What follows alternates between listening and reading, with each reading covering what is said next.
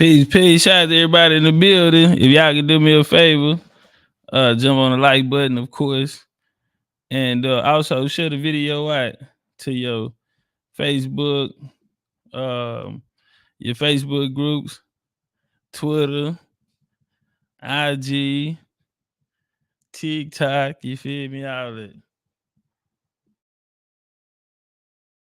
Oh yeah, and I did I went ahead and created a TikTok, and I have to post on the other day. So every day I'm making my business and be consistent and post on there.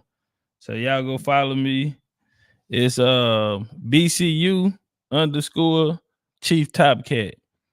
BCU underscore Chief Topcatz. Right now we have 72 people that tapped in. We need to get to 500 in order to go live. So y'all know it's gonna be crazy when we get to going live over there. So definitely need to post it on my community. Well, I think I did.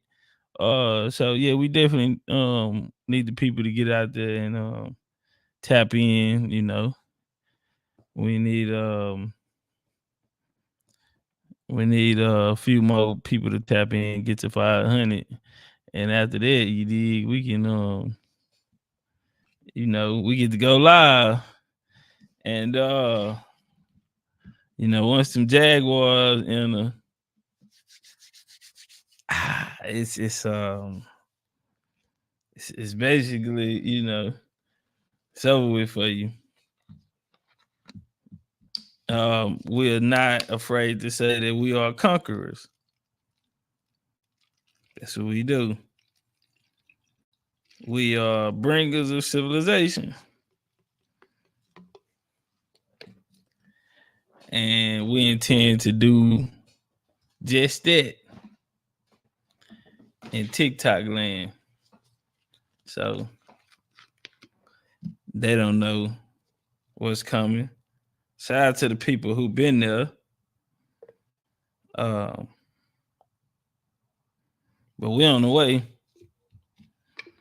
And we're going to show you how it's done. Because they taking too long over there. Whatever is supposed to happen or been happening, they're taking too long. It's so many mixed messages. It's so many different ways. Everybody playing Indian, they not Indian. I've never seen so many war bonnets in my life. I don't know. It went from making the Chinese rich with the dashikis to now these brothers and sisters are out here with the war bonnets on. And it is just ridiculous. And boy, they said fake it till you make it. But when you faking like that, boy, you boy say, man, you out of there. You out there bad when you gotta fake it. I'm talking about I heard of fake it till you make it, but I've never seen I can't even fathom the amount of fake Indianness going on around. The definition of pretending. And I see where it's coming from. A lot of people are taking ways from the old ways, which was not rooted in, reality. You have to understand we come from a place, man, it was no different than church. You sit your ass down, one nigga, you hold him up like Caesar, put him on a pedestal like Jesus. Hell, this nigga, they'll tell you they the second coming of Jesus. How many times we heard that? They the last prophet. Direct relationship. Got Jesus on speed dial. Chop it up with him. 2-3 hours. Just building by bullshit. Kickback, smoking blunts with Jesus. We've heard it all. We heard it all. And that's why a lot of them come to us in the role. See, they not pastors no more. They come to us in the role as a priest. And we heard we've heard and seen it all. And man, these people don't even know what tribe they from. They can tell you nothing about their family. But go buy the biggest war bonnet that man has made. Guinness World Record. Big Mama ain't never walked in the house with no damn war bonnet on. Big Daddy ain't never walked in the house with no war bonnet on. What are we doing? We watching Hollywood. Y'all acting like the Israelites now. Y'all acting like the Israelites now. Boy, they went back and watched them old movies from the 50s. Moses and y'all remember with the loud music in it, and they seen how they were dressed, and they got the Israelites got to dressing like just like they seen it on the Hollywood film, because they don't know who a real Israelite is. Yeah, they can't even tell you what Israel is. Yeah, nah, man, we ain't finna. Y'all ain't finna have us out here looking crazy like that. I'm telling you that right now. Man, listen, it's very simple. It's not hard. All that mixing things in together, no. This is about bloodline only. And it is too many people walking around here getting too much credit that they don't deserve, and they're actually misleading the people. Period, point blank. Blind leading the blind. Nothing Indian about the person, but you listening to them. And a lot of the women be the most vulnerable. They get swept up the fastest. The women, I done seen so many women taken advantage of by other women out here that's doing this. It's crazy. Man, we got a long way to go. We do. And we just gotta stick to the basics. It's not hard. We don't have to guess. You don't have to do nothing that you haven't been doing your whole life. Because when you switch it up, then you're outside of your culture. And a lot of people are. They not, it ain't the same how it was when you were growing up. What I'm trying to tell you is understand the way that you grew up was, if you was in the house and they said that y'all had Indian heritage, then that culture and that manner in which you grew up in, that's American Indian culture. And don't let nobody tell you differently. Ain't nobody around here saying grace over their food. You talking about people who didn't even listen. They didn't have homes. They didn't have silverware. They still eat with their hands in a lot of these places. Wood and bowls and shit. Yeah, don't never let nobody trick you.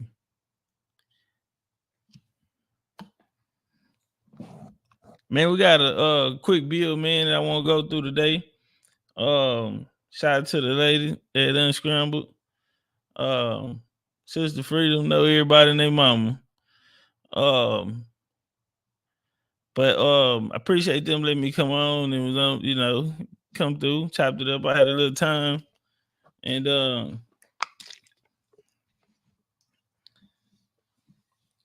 lot of people, they be wanting to see something different.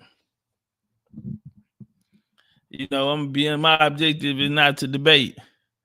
I simply want to answer, an honest answer, and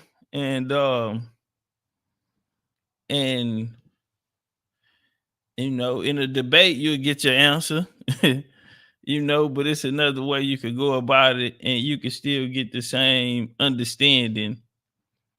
And what I want people to understand is that it's a respect factor there, because this is the craft, this is the arena, and we don't make the rules.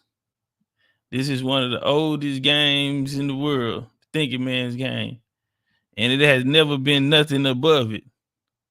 Entertainers, athletes, none of them were never able to match up with those or the minds. So I say that to say this.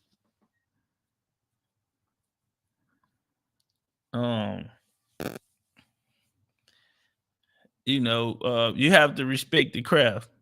Especially, you have to understand when you leave that it must go on. The examples that you leave or that you set, the standards is how it would go. I'm gonna be honest, bro. It's a lot of chaos.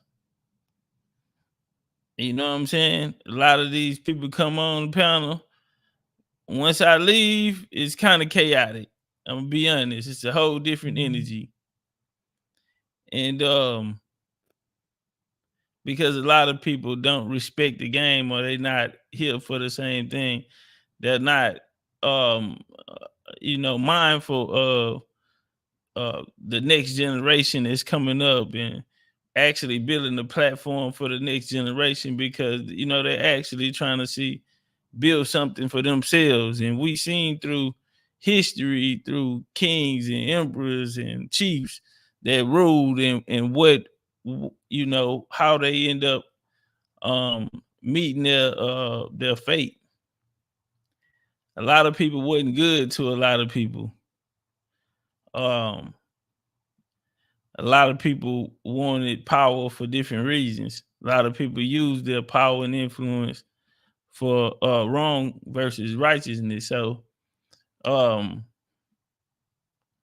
me being a student of the game, understanding my assignment, having my purpose of being here,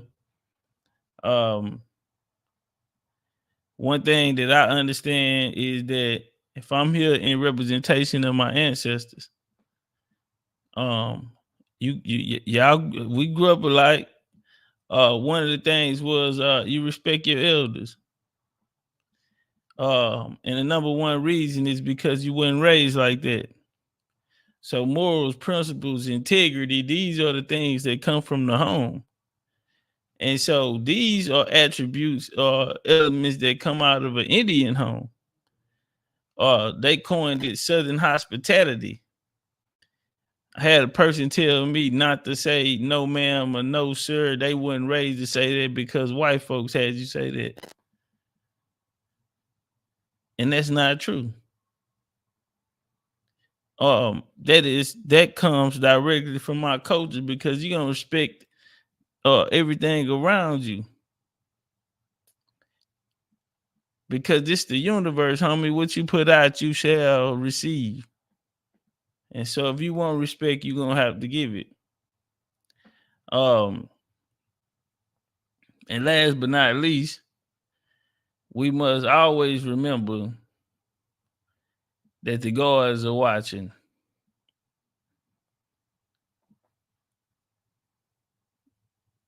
And your paper being graded, homie. And so things don't not just that simplified. I'll leave it at that. What I do want y'all to do though is get some flames in here. If y'all ready to turn up, we're gonna get into a good build. Had with the OG and Tree say get the likes up, man. Like y'all ain't on them likes. Like y'all ain't on them likes. And we're gonna witness the passing of the torch in the real way. Before we do that, we're gonna turn up, man. Drop where y'all from, man. Drop them area code down there. Drop them Indian chiefdoms y'all from down there, man. Drop some Jaguar, drop some Flame down there, and turn up. Hey, big old freak, big booty, big old tree. I'ma make him wait for the pussy. Shit it to me, big old ski. Hey, feet on the bed. I fuck him up in the head. Suck it, then look in his eyes. Then the next day I'ma keep him on red. Hey. Introduce. Hey, get them likes up. Get them likes up. Come on now, we done asked y'all 100 times. Get the likes up. Help them match the views. Daydreaming by high rocket, He hit my phone with a horse, so I know that me come over and ride it. Shit, I'm on the way, ride on that dick, I'm like, hey, usually I like to fuck, but tonight we gon' make love cause you play. Nobody knows, I fuck fuck with him on the low.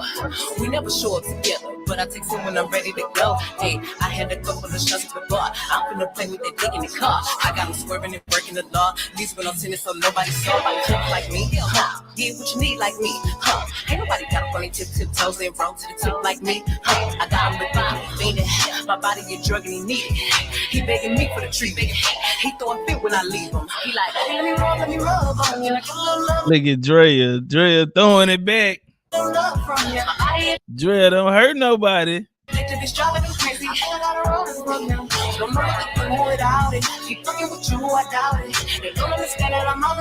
Ray, you from Atlanta?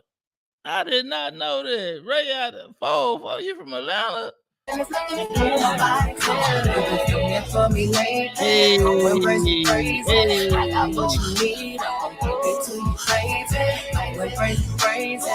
Get them likes up, man. Share the video out. We going up. Set the scene, 3,000 degrees. I ain't worried about them Oaklands over there, but they worry about me. I mean, nothing to me.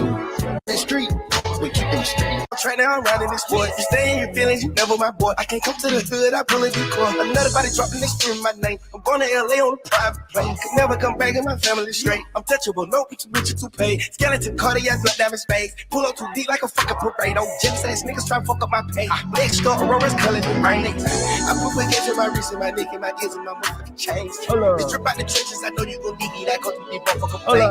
I cut up my wrist so can fit and Coachella keep calling they won't see the face. I took her to China and changed the she ain't talking the same. He want the scoop, she want the tea. She want the tea. I get Man, I see a lot of 4-4s in the building, man. Hey, Chief Turtlefoot, 713. Where you from in the H, man? Where you from in the H time? Click up, dog. Turn your bitch. 305 in the highs. Turn up one time. Only you say I need that cash up top. All right, that's a bit. Oh, turn around, Chinese streets can't cross. Ray said Texas to Georgia. Let me love again. Hey, I don't want to talk about it. No one understands me. No. You're the only one who can fight yeah. Darling. I don't need to lie to you, babe. Hey. Doesn't love all my days. How you dance my heart. What's up, BCU? Everything I'm telling you, Get some flames in that hoe. I really don't. Get some flames in that hoe on that damn floor. I really ain't feeling alone. Maybe you can make me feel it. He want the scoop, she want the tea. Fresh niggas out I want her, she wanted the same in a both same time, both better they can. Give me a Bible, can't keep it contained. No, I keep me some dolls, always keep me in training. Tell the logo on the back of my brain. Don't ask me what the fuck am I thinking. Back at these walls, I'm full of that drink. They came through with a little entertainment. At 29, got it looking like space. Houston is a problem, we busting up faces. I came with the snakes, no squid. I broke out the game with a 4x6. She loving the flesh, I see it. She loving the flesh, yeah, I saw on the face, and I'm loving that body and lace, and I'm loving the spider and Jackie. Yeah, loving that body. Love yourself, touch us with me. If I love you, I drop you a picture, a time and a place. Eric Cooper, what up, though? You fuck with me and I'm fucking with you, and this shit getting deep, I don't know what to do. Should I keep this shit play or keep this shit cool? One like the little nigga, go with your move. No cap, I ain't never helped it. Look in my eyes and eat it up better than you. Not to mention you get wet as a pool. Put me to sleep and then cook me some food. Her face expression say she thinking too hard, and I can just tell by the vibe. What's wrong? She wanna fuck with me, I'm knowing she's scared. She say she don't want no surprise. Me, either ain't nobody business. Soon as she see me, them knees get the bending. Deep stroke, she feel when I'm in it. I don't feel I can't even finish her sentence. Treat it like a pacifier, put me in your mouth like you teething. I'm digging in and she using the rose, gon' fuck around and start breathing. What you want when you hit? Let's go. What you want tonight? What's up? Wherever we at, we be dropping the low, we be telling each other pull up. This shit got serious. This little situation got me gone. We been at it for a minute. I know it's wrong. I could just leave alone. I had to double back. I just might lock it down for life. Put her on super max. She got that super wet. She got that boom. That shit make it come back. Accident, I take something in it an hour flat. Lost her mind when I had her put it in front of back. Thought she Only been a few hours, but it feel like days. Hold up. Only been days, but it feel like months. Let go. Been gone for a year, only feel like once. Yeah. Life move fast and you do it. Not this sounds doing what I want. Yes, I'm doing what I want. Hope you doing what you want. What you doing? What you want? What you want? What you want? VCU. Yeah. My newbies look like Halle Berry. But she don't love me, she too scared. My old bitch look like Jackie Brown. I wanna know but she too dead. Will you be my leading lady? I want a contract, girl, no maybe. In the meantime. Hey, you're on an hour this week, right? Turn it one time, man. What up, though, man? How y'all feeling? Shout out to the homie, only you, man. He say he need that. He say it's still good for the payment plan on it. Yes, a 3 week plan, 125, 3 weeks. It's all love. We got the lovely Lux in the building. Madame, how you doing, Madame? AJ need a couple dollars. Chief Robinson, John David, Copper Skin, Tifa, Big Diz. Only for you. Got that Alpha Empress. Alpha the Jaguar. Turn up one time. She say, drop that remix in the chat. It's called Turn Your Click Up. By J Beats. It's like an hour long. Like that bitch said, like an hour long. Johnny, what up though, Johnny? She said Asheville, California, raised though. 92113. What's that? San Diego? I always wanted to go to San Diego. Let me put a picture up there too, y'all. Let y'all know how beautiful she is. She is motherfucking drop dead gorgeous. Yes, ma'am. Love my American Indian women. Eric Cooper say, when you coming back to Lubbock? Man, let me tell you, man. Hold on, time out, y'all. We gotta stop the show real quick. Eric, bro, I gotta tell you I got a Lubbock story. Hey, y'all, do y'all mind, man? Drop it in the chat if y'all got about 5 minutes. I got a Lubbock story, man. Oh, wow. That's all I can say is wow. So check it out, right? So I'm training over the road driving trucks.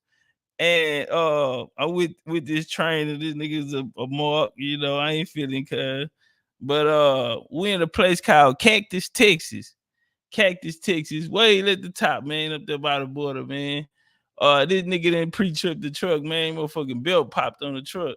So we in the Volvo. The closest Volvo diesel place is in Lubbock, Texas. So boom, they take us to Lubbock. We gotta stay the night there. So I'm walking through the alley. I'm going to the vending machine, and somebody asked me that I had, hey, what's up? You got something? It's a Dolphin. Man, they got us in some Dolphin hotels. So I'm like, man, what is going on? All right, cool. Night come. The trainer, I fuck around and pop some popcorn and burnt it, right? So we got the whole room smell like burnt popcorn. So I walk up to the pool alley where he was at. He done got hustled by some pool sharks, right? He ain't got the money to pay. Luckily, I walked up, say today, you feel me? Long story short, it was this guy came in there, his name was Sweetwater. Say he was out on a federal bond, and you know, he threw 100,000 in the club last night. He had the shades on with the little beard, trying to like he talking about them whole dog Rick Ross. So boom, he done ran the tab up with my trainer, right? Steady letting them board it till we get back to the room. So he come up with a plan. Hey man, let's go to this strip club. So first I'm like, nah, but on the real, I ain't want homie to go by himself. So I say, man, I'm gonna go. Just make sure this nigga straight, man. We got one night here, man. I hope the truck fix in the morning. Man, they take us to some woods, man. We in the strip club, but I'm gonna be honest, it's one of the livest strip clubs I've ever been to, though. But we wade in the boondocks in the woods, man, and they nigga ain't no pastries in there. Nah. It's all flesh. So we get up there. Sweetwater ain't got enough money to pay to get in. So my trainer, he didn't pay for him to get in. He steady coming to get money from him, paid back when we get to the room, yada yada yada. So long story short, by the end of the night, it's almost time to go. Now this white dude that they were shooting pool with, he dropped us off, but we gotta find a ride back. Sweetwater talking to one of the bouncers. The bouncer like, all right, bet I'm gonna drop y'all out. So the nigga come back talking about everybody give me $20. I got us a ride. I ain't getting him nothing. I just looked at homie. I say, shit, nigga, I'm riding with y'all. So my trainer, he trying to buy some pussy. So it's a little white chick named New York, but really it was just like Puerto Rican chick. She was really the hardest one. And I'm trying to get him to get her. He want the little white girl, no ass, no titties, New York. So we about to leave. Some essays come in by 6 or 7 deep. You know, they flagging and everything, you know. So little New York say, hey man, like I said, they had nigga, all they got is a little clear pouch. So this nigga my trainer didn't already paid her. He didn't already bought her for the night. So she like, man, I'm finna go over here and make this money with these, and I'll come right back. Long story short, she go over there, man, her little old billfold missing. One of the essays done beat out the billfold. So we in the parking lot, cause like I said, we was finna go. So I done stepped out. I'm smoking, I'm ready to go. And I'm in the middle of the woods, and I could just remember looking around. It was so foggy that night too. And I could just remember looking around and saying, man, how do I end up in this? You know what I'm saying? I'm just looking around like, man, what are you doing here? Boom. So the confrontation come outside. They didn't stop the SA's car. Now the bouncer dude who's supposed to be taking us back, he in the altercation. My trainer is in the uproar because he didn't pay $700 for the pussy. Mexican then robbed him. So now New York don't want to go. She concerned on, hold on, grab him. Let's get the sheriffs out here. I'm like, oh man, I'm on papers, everything. I ain't supposed to be out here. So the SA, the security guards got him. And then you know what was cold? These niggas coming up flagged up they sagging, tats everywhere. Man, he let the dude pocket check him. So he go in his first 2 pockets, ain't nothing in there. When he grabbed the back pocket, the dude grabbed his pocket too and told his homie, step on the gas. Go. So SA hit the accelerator. Woo. But the door open and old boy, SA got one leg in, one leg out. Man, why the car took off so fast, man? It knocked the SA down. He out, man, they beat him down. Took the money. We ended up going by Whataburger. Sweetwater get my trainer to buy him something to eat. So you think that's the cold part? After this crazy wild night, we wake up in the morning, truck ready. I'm eating breakfast. Truck ready, man. We gotta go. I'm like, bet, let's get the hell away from here. We hear altercation in the lobby. What's going on? They screaming and hollering. Loud, talking about the laws on the way out. Man, what's going on? We going to add in the highway. It's Sweetwater. He been evicted out of his room. He like a week late on on this payment. So my trainer go up and say, hey man, you know what my money? He said, man, they tripped me. They tripping. One of the roommates came in and stole my safe. I mean, one of the housekeepers stole my safe. So he can't pay Rex back, my trainer, and he ain't got no money for what's called. And then he had the nerve to ask me to use my phone. I said, hey man, my phone don't work, homie. He knew I ain't like him. So we leave, we finna pull out the parking lot. And he tapped on the window. He said, hey man, you think you can give me a ride, drop me off in Sweetwater? Man, I said, nah, homie, I'm going the other way. I'm working the wheel at this time. So we get done, and this nigga here just rocking back and forth with a toothpick in his mouth. And he aggravated, man. And I ain't said nothing to him because that's your fool ass. You know, you lucky I was there. So we get down the road. The homie tell me, he started beating on the, why didn't you warn me? It's your fault. I said, nigga, you got me fucked up. Nigga don't owe me no money. Yeah, don't nobody owe me no money. I ain't get robbed. Man, you could have told me what was going on. I didn't tell you to go over there. I ain't tell you to go over there. I ain't tell you to get none of them nigga no money. And you know what was cold? I owed them $20. Cause you know, at the end when we were leaving back, you know, everybody had to drop 20. You know what I'm saying? And I ain't had no cash on me. So, you know, he was drunk. He went on and paid it. And I said, here, let me go on here on to give you $20 right now, nigga. Cause nigga, I don't owe nobody no money. Don't nobody owe me no money. So yeah, I had to handle him. He talking about he ain't been out and he been had that show fool ass, nigga. But yeah, man, and then you know what was so cold? I had exited, and when I passed, I seen a huge sign. This hours down the road, though. I see a huge sign, and the sign says, "Welcome to Sweetwater, Texas." And I'll never forget that. Shout out to Eric Cooper, man. You put me back out there in the world, man. Yeah. You put me back out there, bro. Sweetwater, Texas. Boy, I had some good times. I had some bad times. I've been up, I've been down, but I represented mine. Put it on the line throughout my whole life.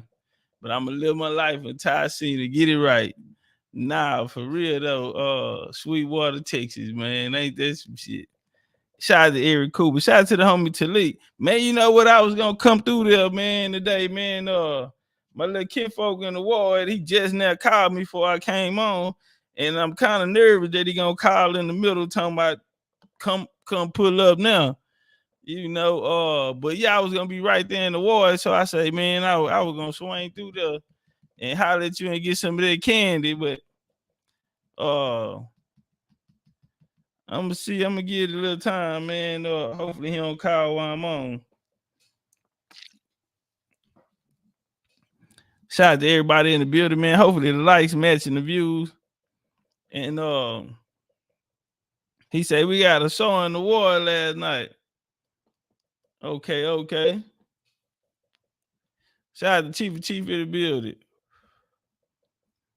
Let me go up. Chris Gibson in the building, H-Time. David Law, Dark Chief 305, Queen Ottawa, Wild Indian Dunn, Dark Chief said Shy Chief in BCU. He happy birthday to the baby girl. Dimple the Jaguar, Jay Mitch in the building, Cigar Chief of Chief, Chickasaw Mall, Boss Dog in the building, Felicia Washington. Chief say Topcatz been sitting down and having conversation with some of the greats in the community. And I can unbiasedly say information and intellectual wise, the chief can spar with the best of them because he is the best. All work is easy work. Yes, sir. Felicia said, I'm excited about the election and learning new information. Shout out to you, Miss Felicia. Appreciate you being here. Bucky in the building. Jarrell. Tamika in the building talking about her book better be signed. Your book signed, lady. Your book signed. What's up with it? Dre in the building. Indigenous H-Time in the building. Southside still holding. I can't get everybody, but shout out to everybody in the building. Or Ariana Nicole. You know, I ain't gonna hold y'all too much longer. Y'all seen Nature Boy got life. Man, they gave Nature Boy life. And man, boy, it's a cold game, ain't it? Man, it's a cold game.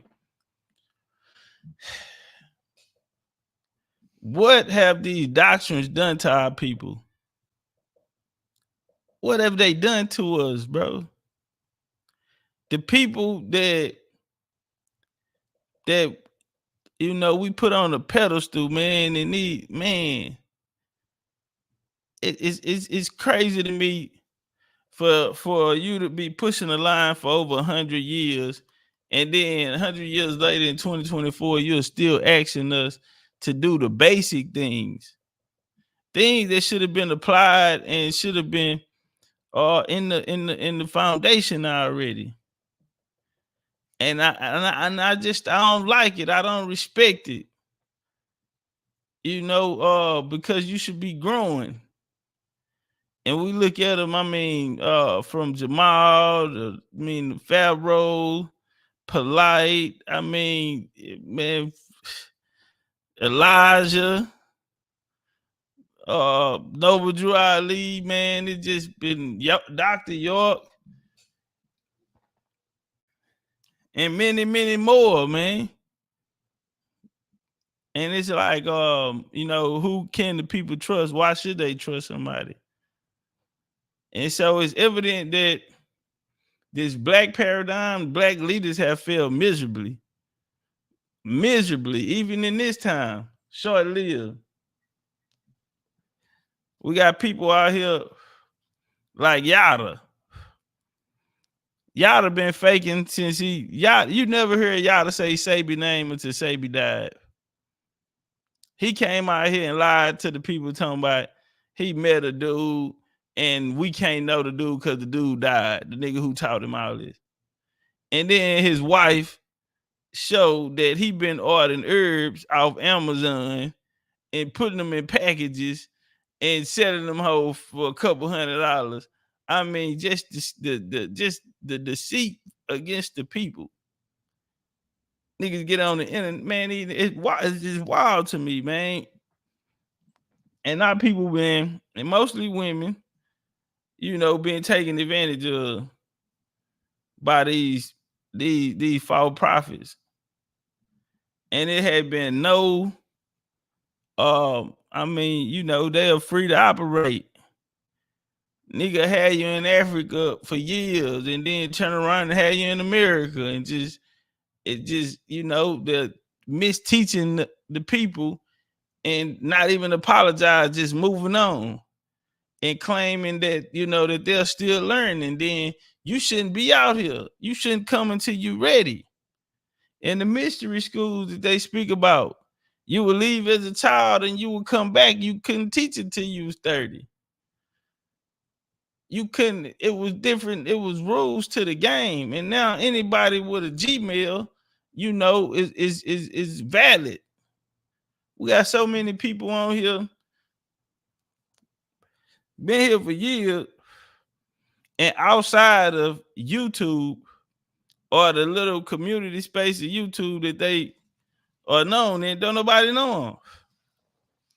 These motherfuckers got all of these subscribers, all of these so-called views, and don't nobody know them outside of this.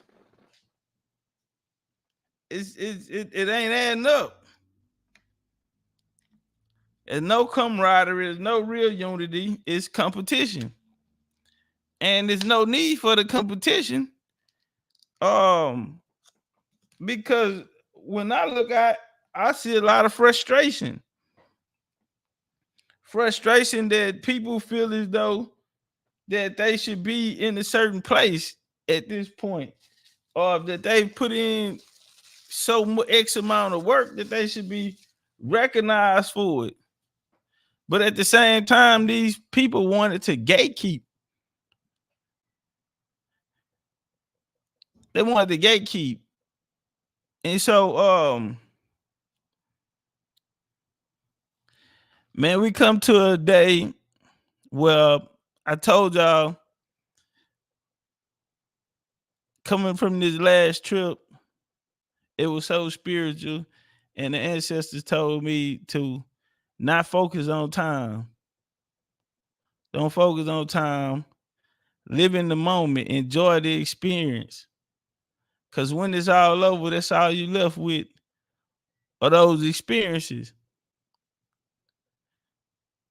You have to understand you came at a specific time and you're just getting started when a lot of people are on their way out.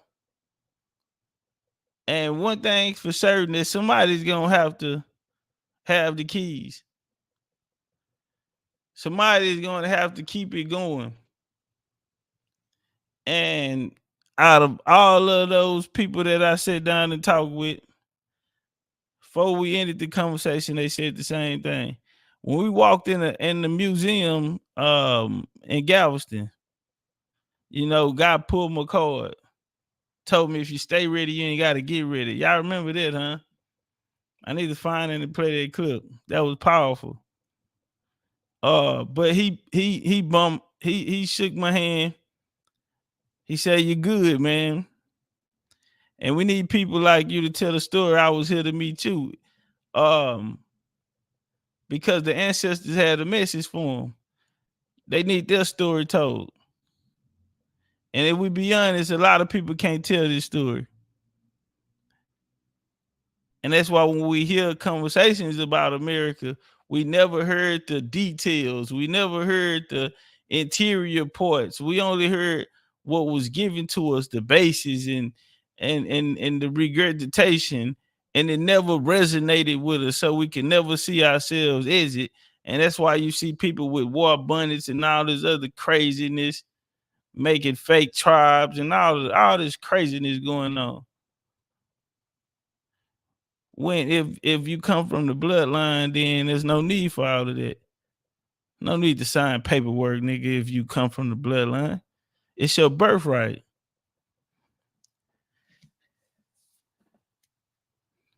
We witnessed a lot of elders, master teachers. Homie say drop the link. Damn, nigga, I ain't got the show. Hold on, I'm gonna drop it, man. Nigga, I hope you got something good to say. Yeah. I ain't got to start the show yet. But nigga say he got something on his mind immediately. Hey, y'all get the likes over 200. Let's get up to 300 likes. And they say drop the link. What's up, man? Link in the chat. Link in the chat. Shout out to the homie Jay Mitch in the cash app. And shout out Otis, Apache Daddy, for his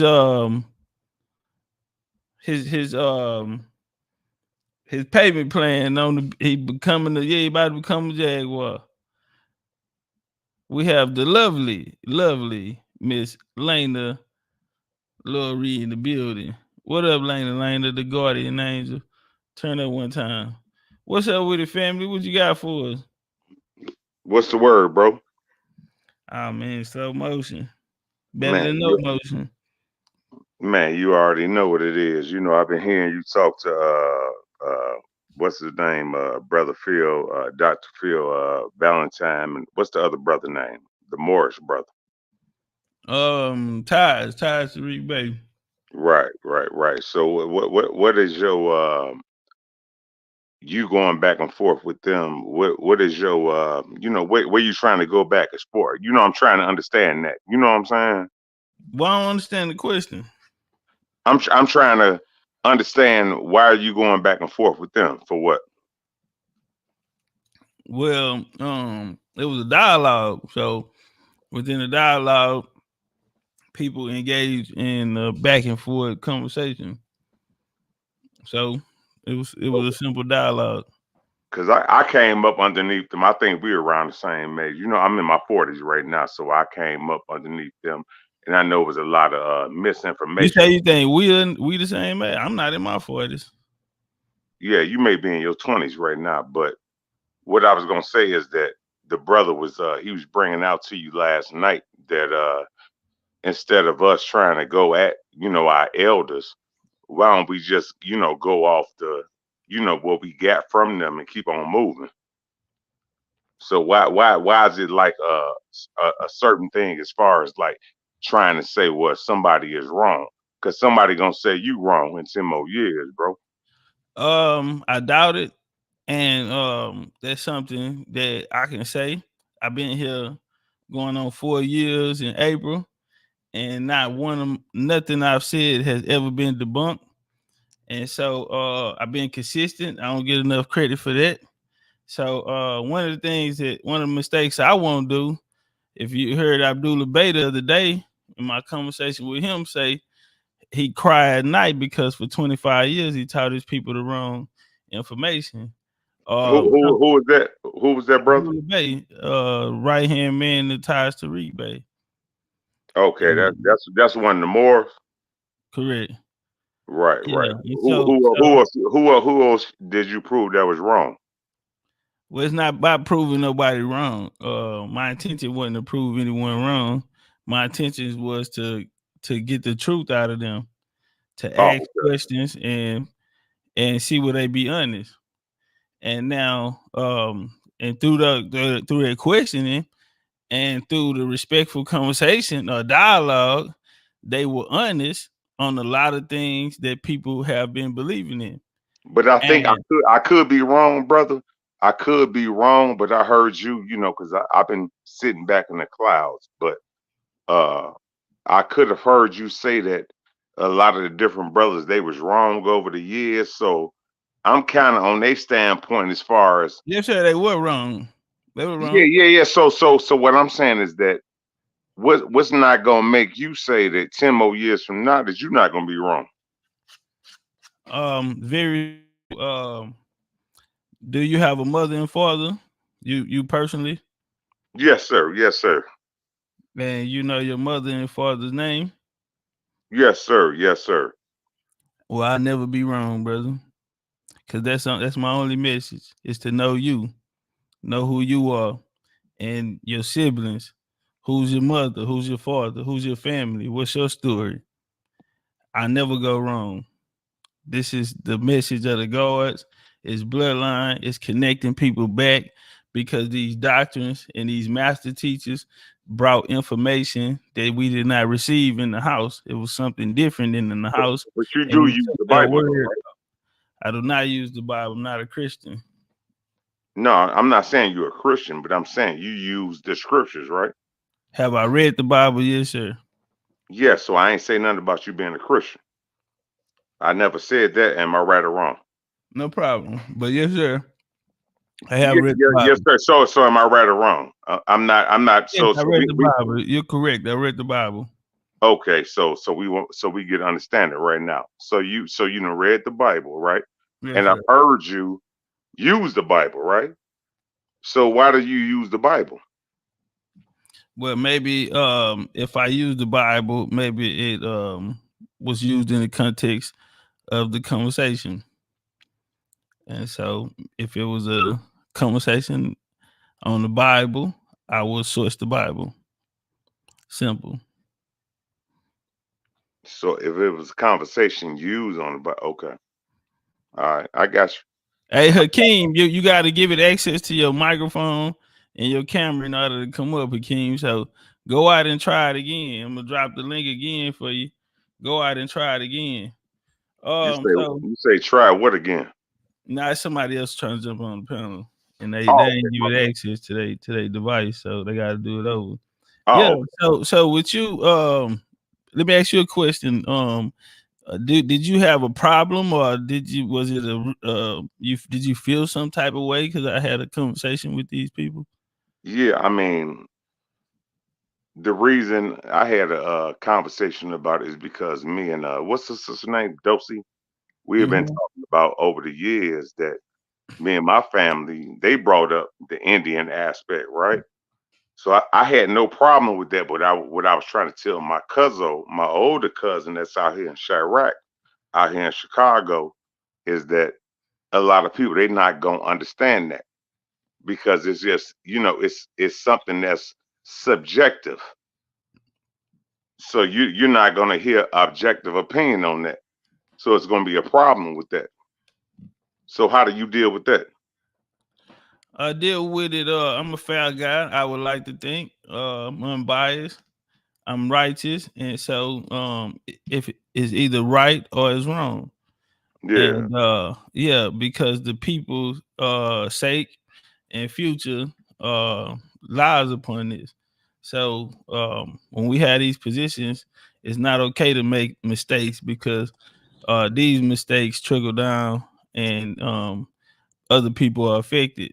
So when you're in a position of responsibility, you have to make sure that the interest of the people is at the forefront. We can't continue to be being wrong and still go down and be glorified. If it's wrong, it needs to get out of here. And maybe that's the reason why we haven't made any progress, because the shit been wrong. Right. So Hey, can I say one thing? My bad, bro. I don't mean to cut your wisdom. nah, you all good, bro. Go ahead. Peace to you, man. Peace to the big chief, man. Turn up. Peace, love, and power. BCU, La Familia, it's the mob. You know what it is. But just on a couple points that the brother was making. When somebody say they Indian and we talking about bloodline, that should be objective. It shouldn't be subjective. Meaning, if one was to say they family told them they was Indian and they do the research and prove that they Indian, then the whole house of cards or lies that they was built on, they got to relook at everything. Which meaning, the only people staying in a certain lane based off subjection, which is dealing with a person's feelings and swaying, and that's what they did to our people. So a bloodline is an objective thing, regardless of how a person feel. You are who you are. And as Right. far as I don't think the brother. Listen, from what I know of legendary Topcatz, he's a respectful brother, respectful, raised in the Indian household and Indian culture. We got manners. We respect our elders, and I believe one of the things that he's doing that's just very important, and the reason why I said what I said about sitting down with some of the pillars of that community is because there's a gap. We have to bridge the gap. Two, we have to have the conversations with generations before us and after us. If nobody, if hold on real quick, I'm gonna land right here. Okay, my bad.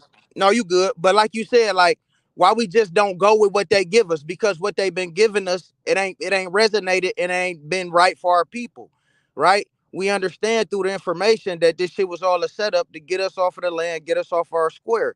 You know, like you said, we've been in exile in our own home. So we have to have the conversation to correct what was wrong, bro. If somebody come out and say something and they never come back and say, all right, I was wrong about this, and just keep moving on like everything fine. Now people jumping on the American bandwagon. Oh yeah, I know I got this, but nobody's going back to the 90s, the early 2000s, the 2010s, when people was following these people, looking for guidance or information coming into consciousness. So these conversations have to be had. The elders and the conversation, the generation up under the elders and even the youngsters, there has to be that conversation had to correct it, because the people is what this shit is about, bro. But the thing is about it is that Topcatz, I'm not trying to come at the brother Topcatz, but no, I know you was just asking, bro. I just wanted to get my for part sure, on for it. sure. Yeah, But over the years, because I've been back in the clouds just listening, and he has been a little bit disrespectful. Am I right or wrong? Am I right or wrong? Well, I say this here. Now, am I right or wrong? Has he been laughing at the older brothers? Well, hold on. Can I say something real quick, Top, before you get that off? Because I'm gonna let you have it. You mind? I ain't trying to defend the brothers. No, I'm just you saying. good, bro. You good. We gonna go around and we gonna have the conversation. Okay. But yeah, let's just be men tonight. Yeah, 100, and I respect it. So peep game. When you look at how they praise and hold Marcus Garvey up to the forefront just to find out he an agent. When you find how they hold, and God bless his soul, and I fuck with the OG, John Henry Clark, the Dr. Benz, the Ivan Van Sertimas, the people that they didn't put in front of us, that at least Martin told you I led you into a burning building.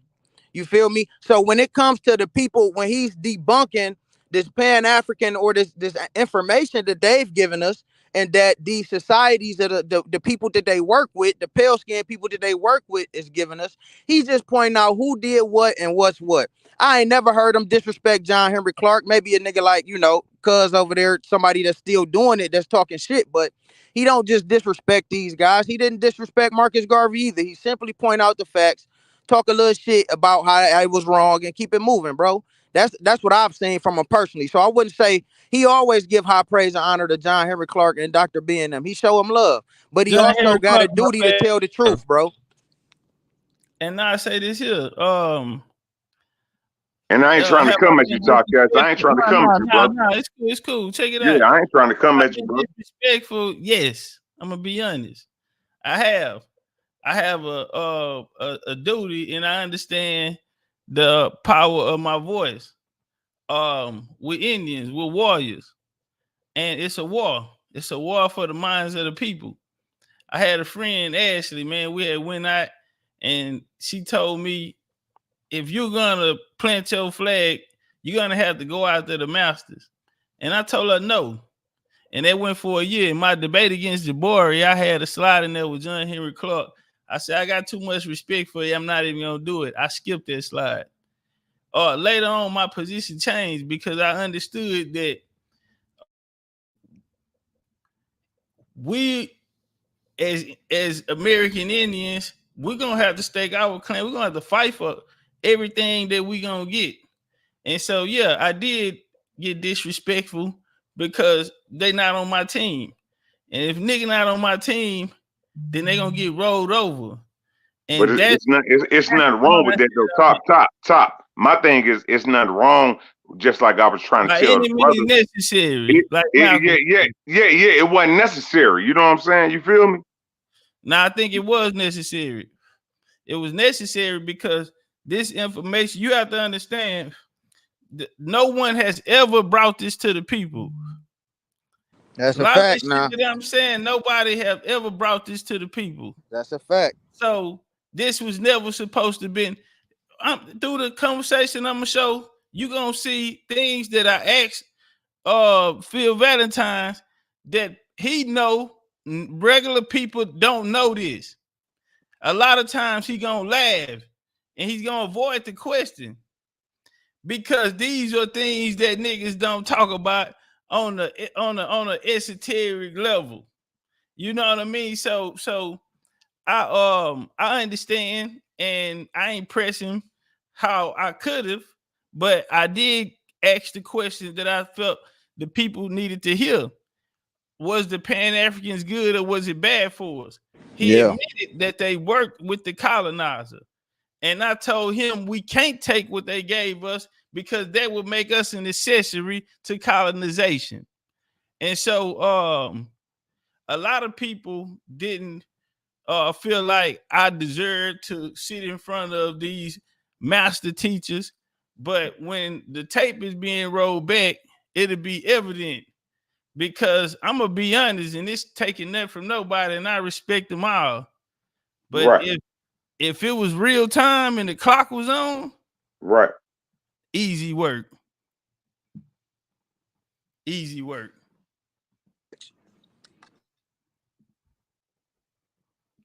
Well, you know, we could look at all things from different sides as far as Ivan Van Sertima, John Henry Clark, Dr. Ben. We could look at, we can all say we're gonna wash everybody, but everybody information, it's gonna be judged. That's all I'm saying. Right. And when I came in early in the game, I let people know that man, I got it bad, man, because I can't fuck up one time. Not one time. They waiting on me. Even niggas that's Indians on my side, they all waiting on me to mess up just one time. So I understand. I had a saying, I only got one shot and I can't miss. And so now 10 years, 100 years, they'll never be able to come back and say I was wrong.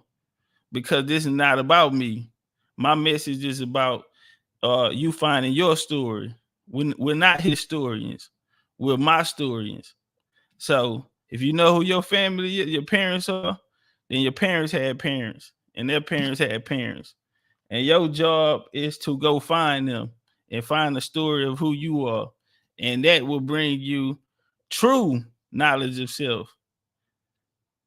So my job was to destroy the doctrines and get the elders who brought it to us to be honest and tell us that it was co-opted and it did play a part in the colonization of us, so we can move forward and send the people back home. I'm not asking them to follow me. I'm asking them to go back home, and whatever decision they make after that is on them. My job is just to get them to kill the doctrines. I just think, people. You know, from certain time to time, is that people, they wasn't used to you coming with a philosophical standpoint. You know, the way you came, because usually over the time you was kind of making fun of them. You know what I'm saying? That's all. You know, I know you done brought out a lot of information that it woke me up, brother. You know, just real walkie-talkie. It woke me up. You know, I'm like, damn, my cousin, he wasn't lying about this. You know what I'm saying? You know, on my mama's side, they was Indians. You feel me? I can't lie about that. I can't lie about it. You feel me? Right on. Yeah, I can't lie about it. So I ain't gonna sit up here and say you not lying, but it's just the way you was bringing it out. That's it. You know, I ain't trying to be argumentative or nothing. Yeah, I know a lot of people feel like I just got here and I probably don't deserve it, but I had a long journey being here, man. I accomplished a lot being here. Last night, the brother told me to put it in the book, and I had to inform him that I've written 5 books. Yeah, I heard you. I heard you was on the Sister Freedom show, right? Right on. Yeah, I heard you, bro. Hold on, we got another Chicagoan in the building, man. Dr. D, what's up with it, family? Hey, what's up, family? Hey, peace to the room. You mind if I touch on this topic about the elder scholars? And, you know, I tend to be a little slow to my speech. Please don't interrupt. But it's somebody that, you know, witnessed it happen on the whole situation with Topcatz and the elder scholars.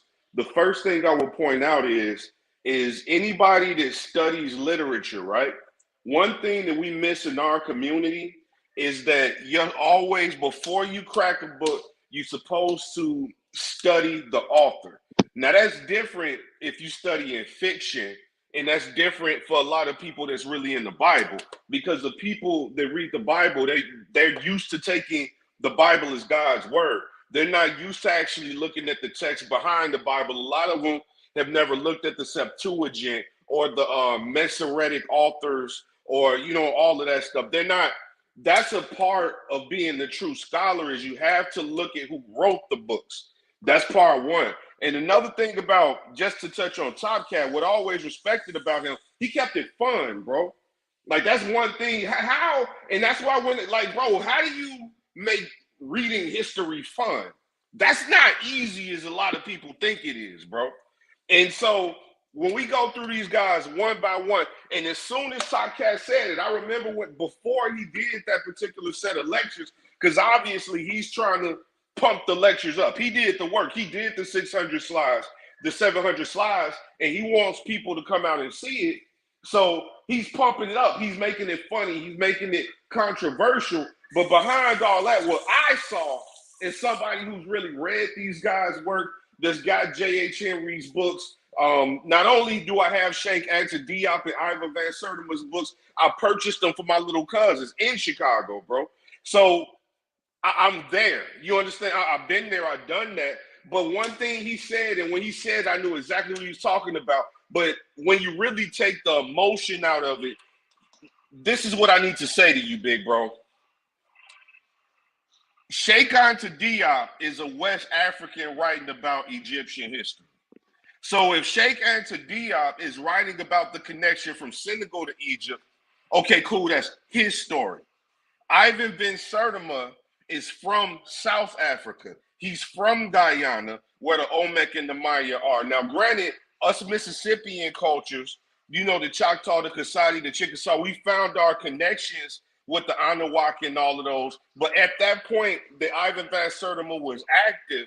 The reality was he was speaking as a South American, telling the story about South Americans. If you see where I'm going with this, nobody told the story to North Americans about North Americans. When John Henry Clark came out, we ignored the fact the John Henry Clark. And keep in mind, I got all of these guys' books. Not only do they have their books, I got the books of their friends like Henry Bernal and all of these guys. And I've read these things, bro, and they're very valuable. But we have to acknowledge the fact that John Henry Clark started teaching in, what was it, 1935, 1940s or something like that. Right. He never graduated high school. How do you not graduate high school, go to the military, and come out a scholar on Black studies? And then he didn't get his degree until the 90s, bro.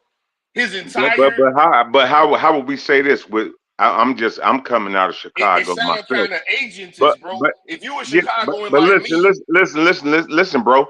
I know you done been to the same bookstores that I done been, the underground frontline bookstore, right? All day, for sure. Right.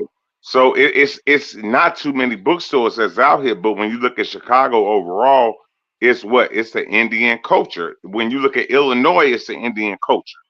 So when you look at that, so how can Topcatz tell us on that standpoint, brother? The reality is, you can say it's an Indian culture, but I'm telling you this from somebody that had to go have these conversations with my aunties. And when the door opened up for me, it never closed, bro. Regularly, my older aunties, my great aunties, my grandmother's brothers and sisters, my second cousins, my third cousins. I'm still in, my family reunion is in July, bro. I'm still in contact with my family from like my great grandmother and grandfather. That's literally connected to the casino in Heidelberg, Mississippi. So when I tell you, I know for a fact there's a connection from that Mississippi bloodline to that Chicago bloodline, and we started talking about Detroit Red and Chicago Red, and then you make that connection up to Malcolm X, I see the whole play. But what I'm telling you is that, brother, no problem with that. I have the same thing, brother, on the South Side, brother. So I have I had the same thing on the South Side. So I'm just telling you, how can Topcatz, from a brother from Houston, I think he's from Houston, how can he tell us up here in Chirac, in Illinois? How can he tell us? Let me answer that question. Yeah, appreciate it. Let me answer that question. You've been around me long enough. Absolutely. I think that's why I'm the perfect person to answer this question, right? You got to go back a couple years. And I wish, if you want to tell me your name, because, I want to address you by name. Or give me something. That's E-Bizzle. His name E-Bizzle. Yeah, E-Bizzle. If you go back, because I'm the one guy, right? Me and Topcatz met doing genealogy. All of this started from genealogy. If you go back to Topcatz lectures, he said he wanted to tell his family story. I came out and I started talking about Mississippi, Shabuta. Now I got family from Chula, the Choctaw, because I was telling my family story. And then we started meeting brothers from Pensacola, the Temuquin brothers. I'm like, y'all need to do the Temuqua bills. Y'all need to do, you know what I'm saying? The Darvis. Darvis had 2 years to do a bill on the Goose Creek or on the Moors. My point is it wasn't supposed to be just me or just Topcatz telling these stories. What happened is that nobody else stepped up to the plate. Nobody else. What's your name again, brother? What's your name again? Everybody know me as Sec, but just to tell you what happened, I took a step back and I came back with my real name because I felt like I wanted to be able to tell my family story and be who I am, honestly. But where you from, bro? In the show? I grew up on 83rd and Morgan. I went to school on 87th and Kedzie. Luther South. Already, bro. Mr. G's. I know you got a couple homies. Yeah. 87 to Ashland. Yeah. So you from the house music era. And that house music is Indian music. And then so when I tell you that when I looked at we've been having family reunions since the 1960s, bro. And I go back and I look at paperwork for my family reunion. My grandmother's sisters, after my grandmother died, we got what you call it, family cookbooks, family genealogy books, and they done did all the work for me. And me and my mother have been purchasing this stuff. You know what I wanted to do. You understand what I'm saying, bro? It's like we've been sitting on it this whole time. Yeah, you know what I wanted Topcatz to do is my family that's from Robbins, that's outside of Chicago. Robbins is the first all-black community north of the Mississippi. That's why I want him to do something because my cousin was telling me this shit. This shit was like shit. I'm 45 right now. This shit was like 20 years ago. My cousin was telling me, he was like, man, Whoop Bop the Bam, our cousins, our aunties, they Indians. And I was like, nah, man, I don't believe that shit, And then I heard him, and I came from the Hebrew paradigm because I came underneath that, in the shot. You know what I'm saying? Mm-hmm. Yeah, so you know that shit heavy out here. You know what I'm saying? Yep. So I was like, man, I was listening to the brother, but I know sometimes he'd come out the older brother. So it kind of caught me off guard when he was interviewing the older brothers. You know what I'm saying? He was being cordial with them. Cause I'm like, damn, I thought he used to be going at them niggas. That's because it wasn't supposed to be a fight. It became a fight. Like I have if you know the moles, bro. If you know the come on, man. Yeah, the main 21. It's Moors. So the majority of people that I've been around most of my life is either NOI or Moors. I don't even want to be saying that on this phone. Yeah. Yeah, I get it. But my point is that I tried to keep it peaceful with them and start talking about my heritage, including my mother's sisters. And it's like, and when you say objective versus subjective, that's when it hit me because I'm like, bro, this ain't something I had to learn. This is literally what I was born into. This is the culture. Yeah. This is, frying but you know what make it what make it a little bit different in Chicago is that when you look at all Chicago like street or Topcatz, you still there, bro? He probably doing the same thing I'm doing. I'm over here eating dinner. yeah. But anyway, anybody that's still out there, the difference with Chicago organizations, street organizations, it's all named after a biblical situation or a Quranic situation. Now we can go into that later on, but it's all built off of that. Started in the Mason Lodge. Yeah. They also held meetings in the Masonic Lodge. Yeah, that's why when you look at street organizations, they would call them street. Hey, y'all, let's get the likes up. We only got 240 likes. Hey, let me just go and get into the bill. We'll go and get it on. We ain't gonna let them. We'll let y'all come build on Chicago. Yeah, we're gonna drop the link after the bill. It's only like 30 minutes, so we'll just run through that. No. I was gonna say when you just look at all the Chicago organizations, when you look at street organizations, quote unquote, when you look at a Sixth disciple or a Black disciple, or when you look at a Latin King, or when you look at a Four Corner Hustler, when you look at a Black Soul, it's all based off of a biblical or Quranic. When you look at Vice Lords, all based off of that. That's why you don't see no Bloods and Crips. That's what makes Chicago so unique. But I'll let y'all build. Go ahead. All right, that's a bad. I'll let y'all back up when I'm done.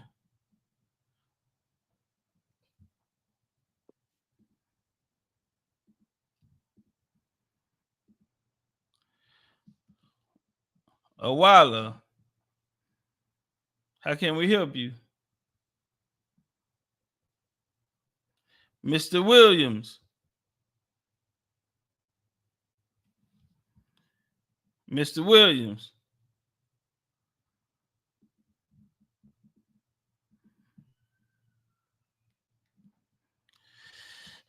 Yeah, I don't know who that was. He tried to jump up, but he ain't say nothing. Yeah, I don't know what that was about. Yeah, let's get them likes over 300, y'all. We're gonna go into the build. I'm gonna say this. A lot of people been, they have their different, mixed emotions about these conversations. And to me, a lot of the times, these people that they had a lot of faith in or they put on these pedestals, they'll look at me and I am just a regular person, but they'll make these people God status. And when they don't see them perform in God, in the form of a God, and they don't usually end up too happy about that. They gonna get into the bill.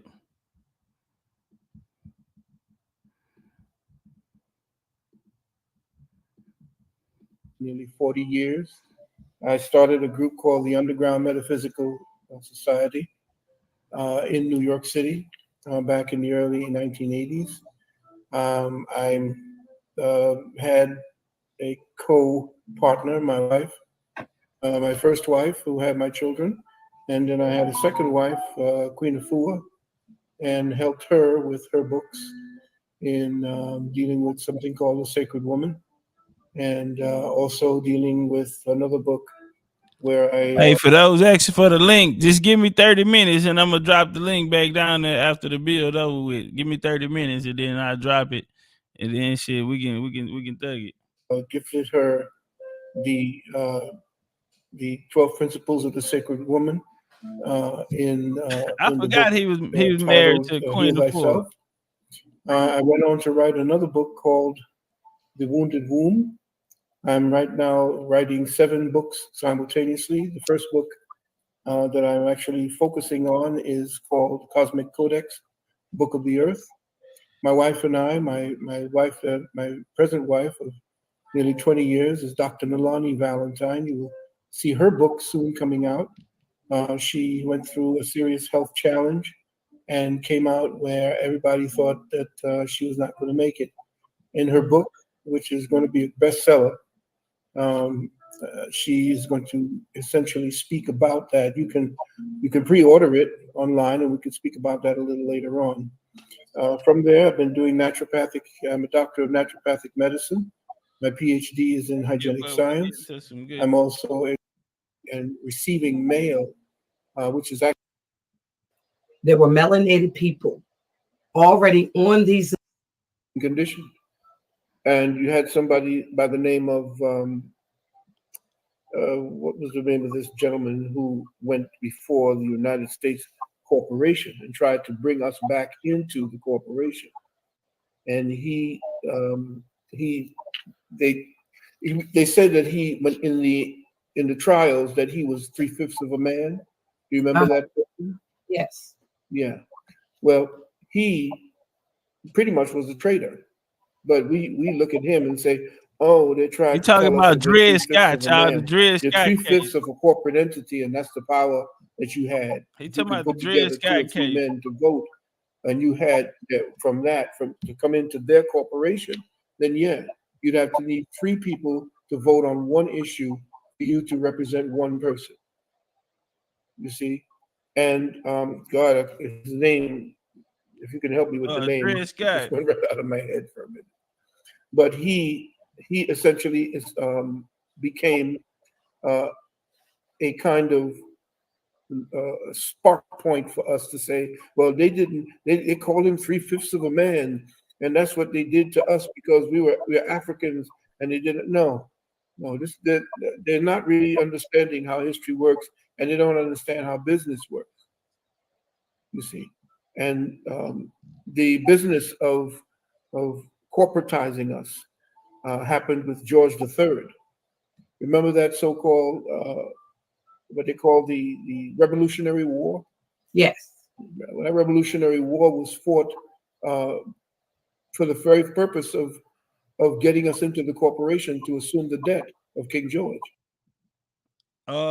Respectfully, I disagree. That's why I'm coming out with my book. Also, my courses. Shout out to my older cousin, my big cousin, Junior. And that's not true. And there's a Indian side, and this is why I say, to the people out there who feel like I should be sitting down with these people, when we're talking about America, that no one can do it better. When we talk about Panafricanism, no one do it better. When we're talking about Black European history, no one can do it better. The British and the King George and the Texas that's not what happened to us. Nah. I'm gonna come with it, and I'm gonna write a book on it the true history of the Civil War, Revolutionary War, and all of that. All of that'll be in the curriculums, but I'm definitely gonna write a book on it. That's not true.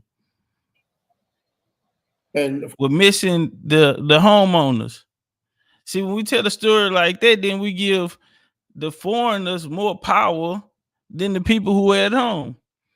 And in that story, if you tell it that way, then the people at home, they're left out when we have a story. And unfortunately, at this time, you can only get it from here at Big Chief University.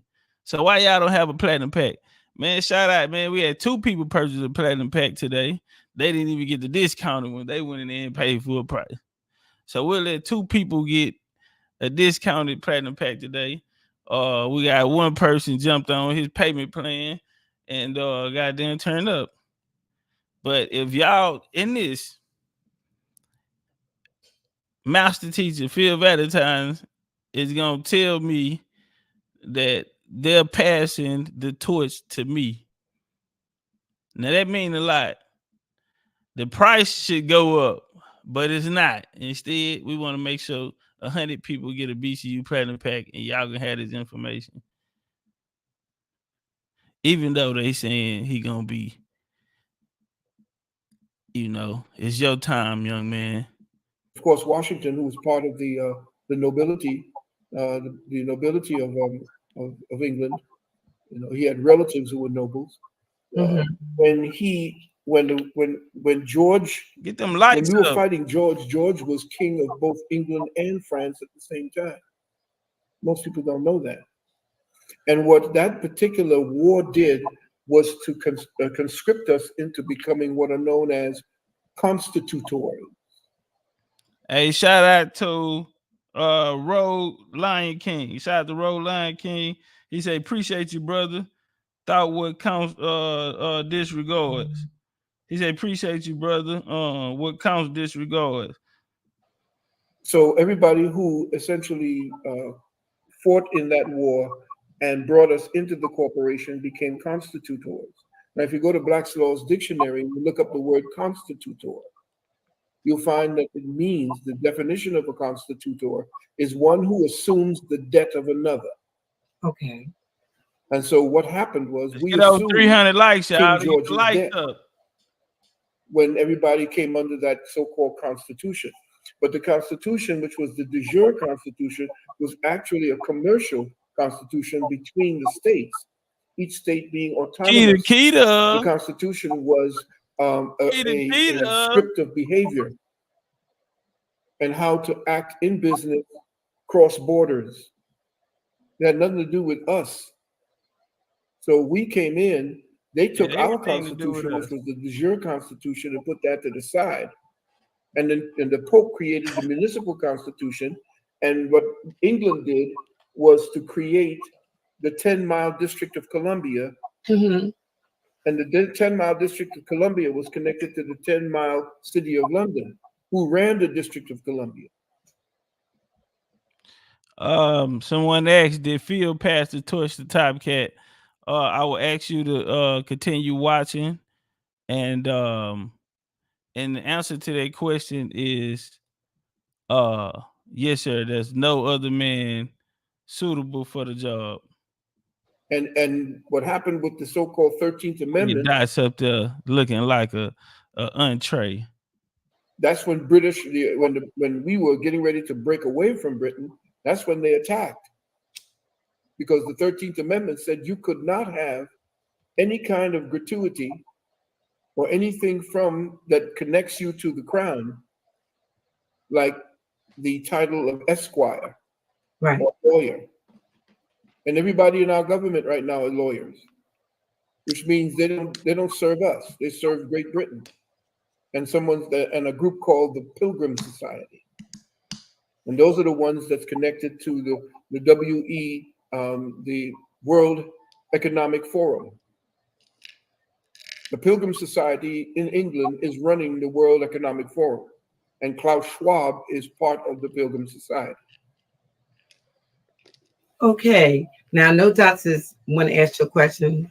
But I just want to make sure I got this right. You're saying that there were melanated people already on these lands prior to the Atlantic slave trade. Mm-hmm. It's hard for people to accept that because we are of melanated hue. So it has been transformed into our mind that if we are of melanated hue, that we have to come from Africa. But in our reality, since we have no knowledge of how this all existed except with your parents, that we are from the entire universe. There is no place that we have not been. In other words, there was never a time that the indigenous man was not. And everywhere on this plane of earth, wherever there is dry land, wherever there was dry land before it was covered by the seas, every time you dig, and the deeper you dig, I said this in Hidden Colors. I said the deeper the European digs for evidence of his own existence and origins, the blacker the planet gets. Support alert, support alert. Shout out to the homie Wild and he done. He said you got the juice now. Well shit, nigga, if I got the juice, you got the juice. Hashtag they ain't bleed done. If I got the juice, you got the juice. Shit, nigga, wherever I go, my people coming with me. Cause without them, nigga, we ain't nobody. And as long as we got each other, we don't need nobody. So he can't go anywhere without finding us. I know that. So what he has to do is he has to gentrify so-called history. He has to gentrify history in order to fit himself in it. That's why he's over in Kemet right now, studying Egyptology. Egyptology is the study of Egypt. What other country has a curriculum named after a country? Nobody. There's no Americology. African There's no such thing as Europology. But there's a Egyptology. And the people over there know that they don't want to deal with any kinds of digging over here. They tried it in the Grand Canyon. And what they found in the Grand Canyon was the statue of Buddha and hieroglyphics. So they had that down very quickly. So everywhere we are, when there was the so-called Pangea, when all the continents get the lights up, get the lights up, family, get the lights up. Broke up. Okay, that's what they call the Tower of Babel, breaking up into different language. That was the so-called the movement to remove and to start the next age of consciousness. And so what happened is that the splitting up, there was nothing but dark people all over the place. I mean, if you go down to Australia, they'll show you that the so-called Aboriginals had blonde hair, but those are the ones that were raped by the white man. So everywhere you go on this plane of earth, and this is why I say that this is something that most people are do you think that's an effect of patriarchy? Let's go back. They already started it, and I can't talk about it, but they already started about it. And millions of people have already perished. We don't know about that. Now they're getting ready to go to war to kill a couple of more million.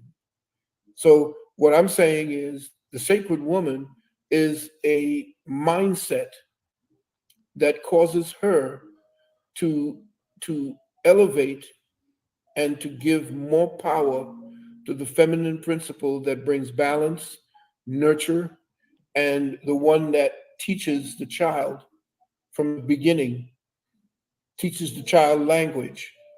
The child's first language, knowledge of language comes from the mother. She does that in the womb. She is the wife to the man and support system for the entire society. Today, she wants to be the man. She's out of her power. She is told from the time she's 18 through 25 that she needs to seek what is called a career. But when you go back to the etymology of the word career, it means combat.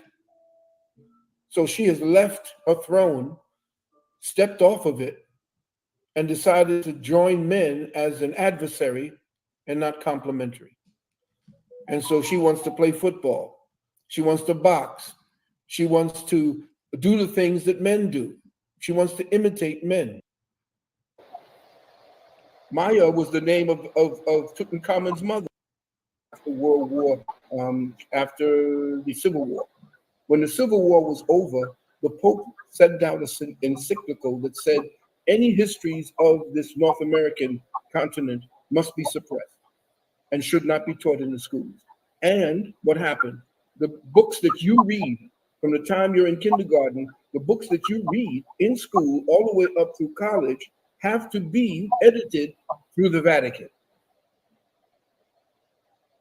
So yes, we do have tons of information talking about the tribes that were here: Yamasee, Yamcraw, Chickasaw.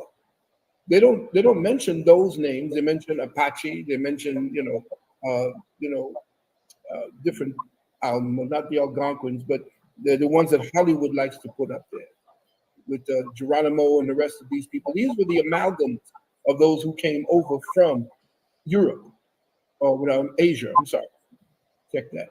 And what we know of our history is in the archives of the Vatican as well as in the archives of Washington, D.C. And that's where they're going to reclaim what we want. And once you understand that you are right now functioning as a non-human being, matter of fact, you don't even call yourself human because that's their word. We are autochthonous, which means we are of the land. And if you were to take our blood and you were to take samples of the DNA of the fauna, the flora and fauna of the land, our DNA would match it where the Europeans would not. That's why they want you to give up your DNA so that they can categorize you as coming out of Africa only. They're lying to you. That's the 23andMe and all the rest of them. That's set up by the Khazarian mafia.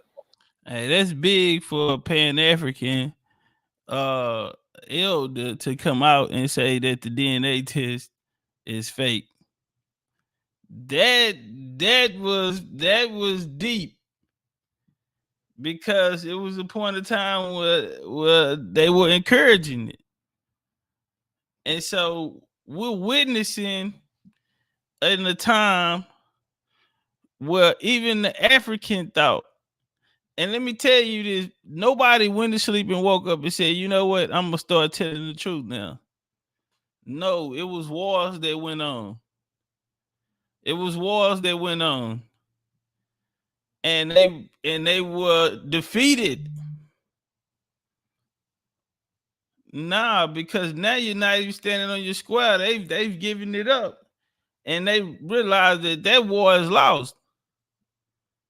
And so we seeing Kaba, we seeing Smiles, we seeing a lot of the elders now are trying to bring the history to America.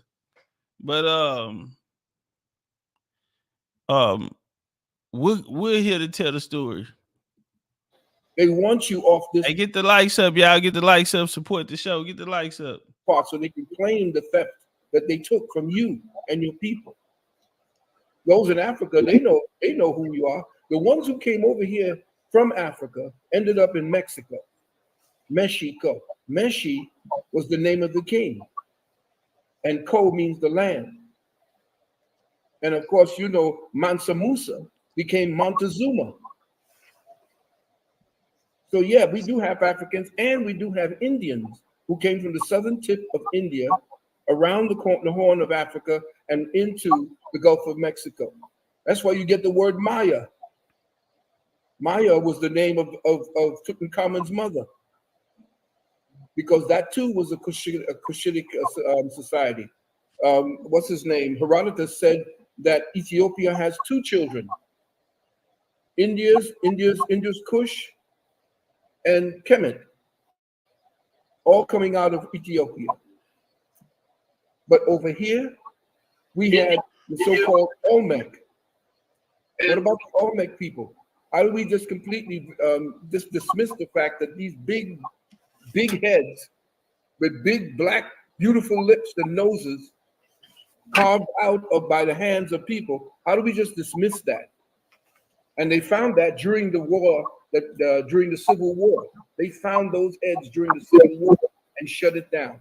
And they weren't called Olmecs. That just means rubber people. They were called the Taman Khan. So let me ask you this right quick, and I'm gonna what would you say for the indigenous DNA that does come up on the test? What does that mean? Well, indigenous, and they're all dealing with the haplogroup, and they're very, very devious with what they're dealing with the sciences. That's why you have to take all of what they tell you with a grain of salt. I don't believe anything they have to say with as far as when it comes to religion, when it comes to politics, and especially when it comes to identifying who we were.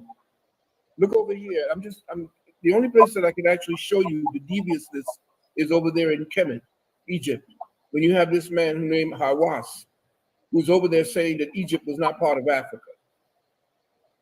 That's ridiculous. The people that they had, when you go back into the archives of the Vatican, you will see that they drew pictures of the autochthonous peoples when they came and the Europeans landed, and they were black, and did not have the Asian features. They looked like Africans, but they weren't Africans. They were on this land for thousands of years. But they traveled back and forth. We have documents of Kemet, of Kemetic pharaohs, what they want to call them, Kemetic pharaohs or Lusut, and they were snorting cocaine. Yeah. They found cocaine stashes in the burial chambers of the Lusut. There was a queen that fought the Kemites, and she was the queen up there in Chicago. Yeah, they were all black. I wanted to hear more about that. We can't wrap our heads around it, because the only thing that we see are these Indians with the long hair riding, and they look like they're Asians, and that's the only people they show you as the indigenous people. Those are not the indigenous people. Oh, don't worry about it. My next lecture, let me tell you. Boy, them Native Americans ain't gonna like me, boy. I'm finna tip. Boy, I got something. Man, I'm gonna tell you like you never heard it before. Going in, and we're gonna really tell what happened, how this happened, and what's, man, listen, bro, top to bottom. The ones that are the indigenous, I'm gonna skip up till I come in. I'm about to get ready to come in. And the people that you see here in the southern part, they're the ones, the Confederate flag belonged to us too. All of that is us. They stole everything. Nothing here that you see of the United States of America, or what we call America, or what the name they had was Amexem and Akudia. They had all these names that they polished into America. Meri, which means beautiful. America, land. Meri means beautiful. Ka means land. A beautiful land. Somebody said you learn something new every day. America. I'm gonna skip up till when I come in. Thank you so much for that, but I still don't really understand if. Look at Disagreeable Nisha. That's your new name. Disagreeable, Miss Disagreeable.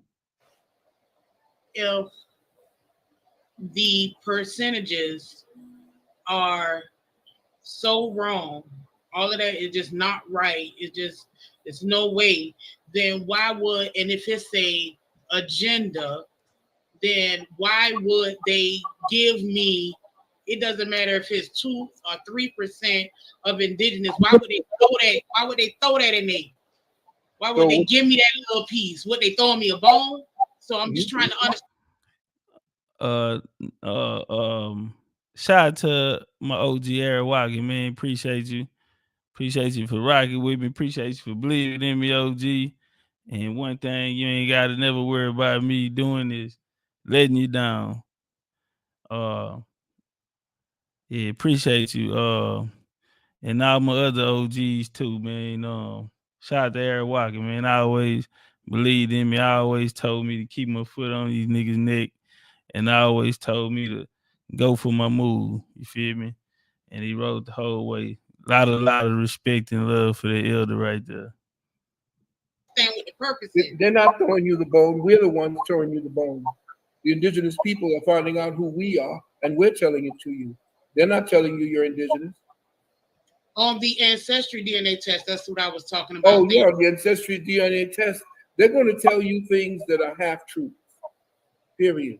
They're gonna tell you that anybody. Hey, that's a lot of Pan-Africans don't like Phil saying that, but Phil say, man, y'all better go put them Amazon Prime Africans, you Amazon Prime Africans, y'all need to put it down. The color, like you, rich. Get the likes. Let's get the 400 likes. Let's get the 400 likes. But the continents, if you were to fit them together, were all together at once before they broke apart. So how do you say that they only ended up in Africa and did not end up in America? It doesn't make any sense. And nobody's throwing us a bone. We're digging for the bones. We're the ones reinterpreting the history. Gotta go get it. My story is the mystery. His story is his story. So when I say I'm dealing with the mystery of our people, I'm dealing with my story. And my story is something that they don't teach in school. So if they don't teach it in school, it becomes entrenched generationally. You pass it from womb to womb. America was discovered by Christopher Columbus. How many times you heard that when you were a child? Many times. You have. What did it take for you to get that out of your brain? They say that the black people, but we as black people, we're the hardest to actually come to a knowledge and understanding of ourselves. Did you ever see this movie called They Live? Yes. Remember that fight that boy had with the on. Take them off, you see something else. Right. Do you remember the fight that he had with the black dude? That fight in cinema history was the longest fight between two men. And the fight was the white man trying to get the black man to see these demons. And he kept fighting him. He kept saying no and kept walking away. We are the hardest people to try to convince and stay convinced. Because once we get convinced, it becomes almost like a new pair of shoes or a new style. We wear red, black, and green. As soon as red, black, and green started making. Nah, red. He feel off that he finna bang on the red, black, and green. Watch this here. Sneakers. I knew we were in trouble. Because now you done made it into a style that's going to go out of style because people are going to say, look, you had, that's so yesterday. I told everybody in 2021 that they had nowhere to go but to come back to America. Once the diaspora wars kicked off, I said they don't have no home. They gonna be stranded in the middle of the ocean, or they gonna have to come back to America. And I encouraged all other people to come together at that point and let's build something for when they get here, we can have something. And that didn't happen. And but I told people in 2021, I prophesied this. I said, man, everybody gonna have to come back to America. And now they're here. Commercialize our movements in order to get us to not get the likes up, y'all. Get the likes up, fam. Let's get over 400 likes and support the show. Sustain the same passion around it because everything is terminal. It's gone. It's gone. It's gone.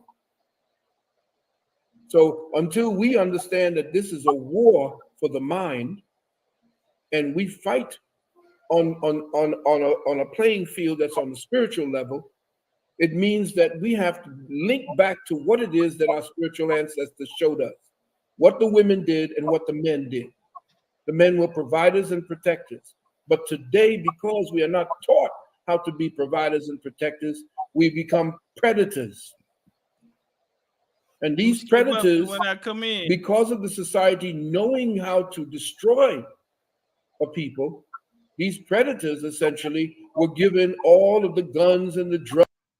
I'm dad, I'm pops, I'm from within, the true you. Then you bring this into balance with the inner. You take your inner, the passions that would run wild, and you bring it into balance with yourself. And that's how a whole so-called being of light comes about, a resurrected being of light. But we are being distracted. We become human doers instead of human beings. And the human doer now is one that is constantly distracted, constantly told that you should fear the next enemy that's coming up. And these bastards who run the world today know that your basest instinct is survival and self-preservation. So they'll constantly keep that particular energy in the atmosphere. Look at what's going on around you. You can't buy your so-called slaves. We're never slaves. We were captives of war. Okay. There's a difference. All right, I'm in the building. So we took on that nomenclature because that's what the European, those who, the conqueror who wins, writes the history. And so we've been spoon-fed this nonsense about the fact that we all came over from Africa. I have Gullah roots, and I know damn well that my people were in the West Indies, and they were native. They were part of the Arawak, and these people were black people. Okay, and the West Indies that are suffused with all the Africans, as well as most of the Africans, were taken to South America and to Brazil and to areas there. That's where they went, because that's where most of the wickedness that the Catholic Church did, that they did over there. And they took all of them there. The Spanish took most of them over there. Mm-hmm.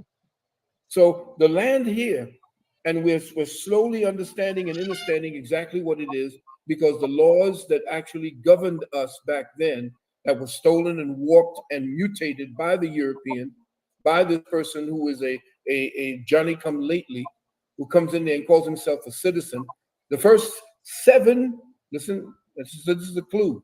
In the Indigenous Constitution, the first 7 amendments, the Constitution stated that citizens started with a capital C. After that was all additions, because after that, all of the words citizens are small c. The first 7 articles of the Constitution, you see capital C. That's us. Okay. Well, thank you for answering that. I'll ready for my next question. Oh, were you done, mamas? Yeah, I was just saying thank you for answering that for me. I'm muting now because I'm going to be coffee. Hi, Top. How you doing? Dr. Valentine, I had a question. Mm-hmm. Because in the beginning, you were using the word we and black as interchangeable, right? You kept on saying we and black. And we know that black does not denote nationality, it's not an ethnicity. Here come dots. Oh, straightforward, shoot it, no chaser, no filter. And shout out to the West Indian Massive, because my people, right? I'm matrilineal, so I go through the mother's line. We're from Barbados, right? So I had that in common with you. So if knowing that, can you clarify what you mean when you keep on saying we as a group, and who are you referring to when you're talking about black people? Well, I don't talk about black people and mean black people. I use it as the common phrases that everybody adheres to. I don't normally call people black people. I'm saying that because people are accustomed to hearing that word. I don't I never refer to myself as black. I couldn't even say that of myself as black, because I'm a mixture and I'm an amalgam of so many of them. My thing goes back to the Fulani people. My great grandmother was Fulani. So I'm saying to you, based on that principle, I have another great grandmother that's here from Yamasee, from the Chickasaw. So I'm saying that when I use the word black, that's a euphemism, because everybody's accustomed to that. You say black people, black this, black this. Even Smokey Robinson came out with that nonsense talking about I'm black. No, you're not black. Black is a specific nomenclature that's put on you. When they ask me what to put down when they talk about my ethnicity, I put white. Why? Because it's actually a status. White is a status. You can look at the book and it says, when look up a book titled "When the Irish Became White." Understand that when I say black, get the likes it's up. I'm about because to it's jump in euphemistic. there. It's not me saying that that's who we are. And when I speak about we, is because only us here are speaking about a circumstance and a familiar and joined, or how do I say it? Our experiences locked together. When I say we, I speak about us pluralistically, but pluralistically only in the fact that we share the same experience here in the wilderness of North America. Okay, thank you. Go ahead, Top. Oh, well, okay. I guess I will. Hey, y'all, let's get the likes over 400. Now, why my mic was tripping? And would that be true? When they talk about my ethnicity, I put white. Why? Because it's actually a status. White is a status. You can look at the book and there says when look up a book. So you ready? On? Yeah, you good. Can you okay. Hear me? Yep, we hear you. Okay, yes, sir. My question would be, in the movie Hidden Colors in the documentary, you spoke about the Moors, and were you referring to all melanated people or all dark-skinned people in Europe being Moors, and would that be true?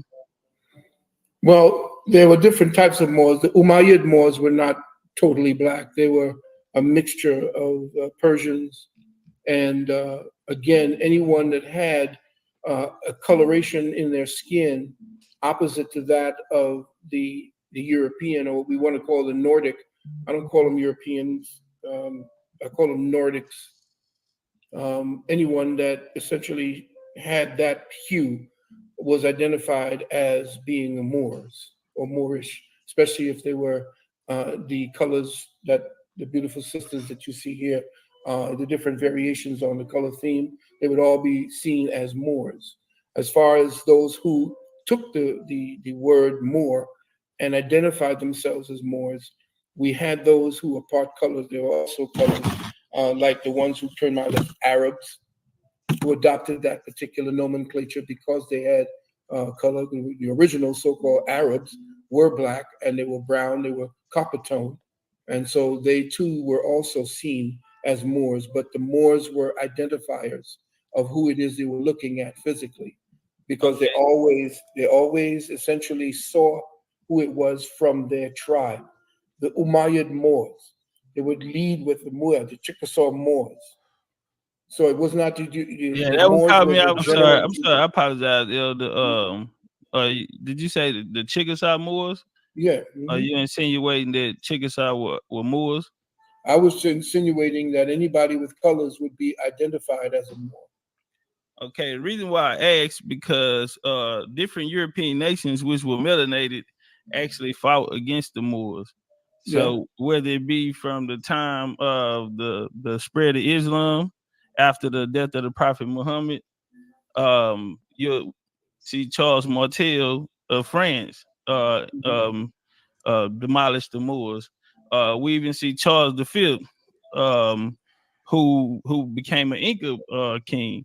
He defeated the Ottoman Empire, which would have been the last Moorish empire. So we see dark-skinned people who are not being identified as Moors, but actually identified by their bloodlines, their coats of arms, and they are fighting against these people called the Moors. Even the Portuguese with Alfonso the Fourth, he defeated the Moors in battle, and well, so that's why I asked. Yeah, again, what you're saying is because it's saying basically it seems like generalized, like everyone's throwing everyone in, and if we do that, then we can't figure out the details in the story or get any clarity on it if everyone is the same.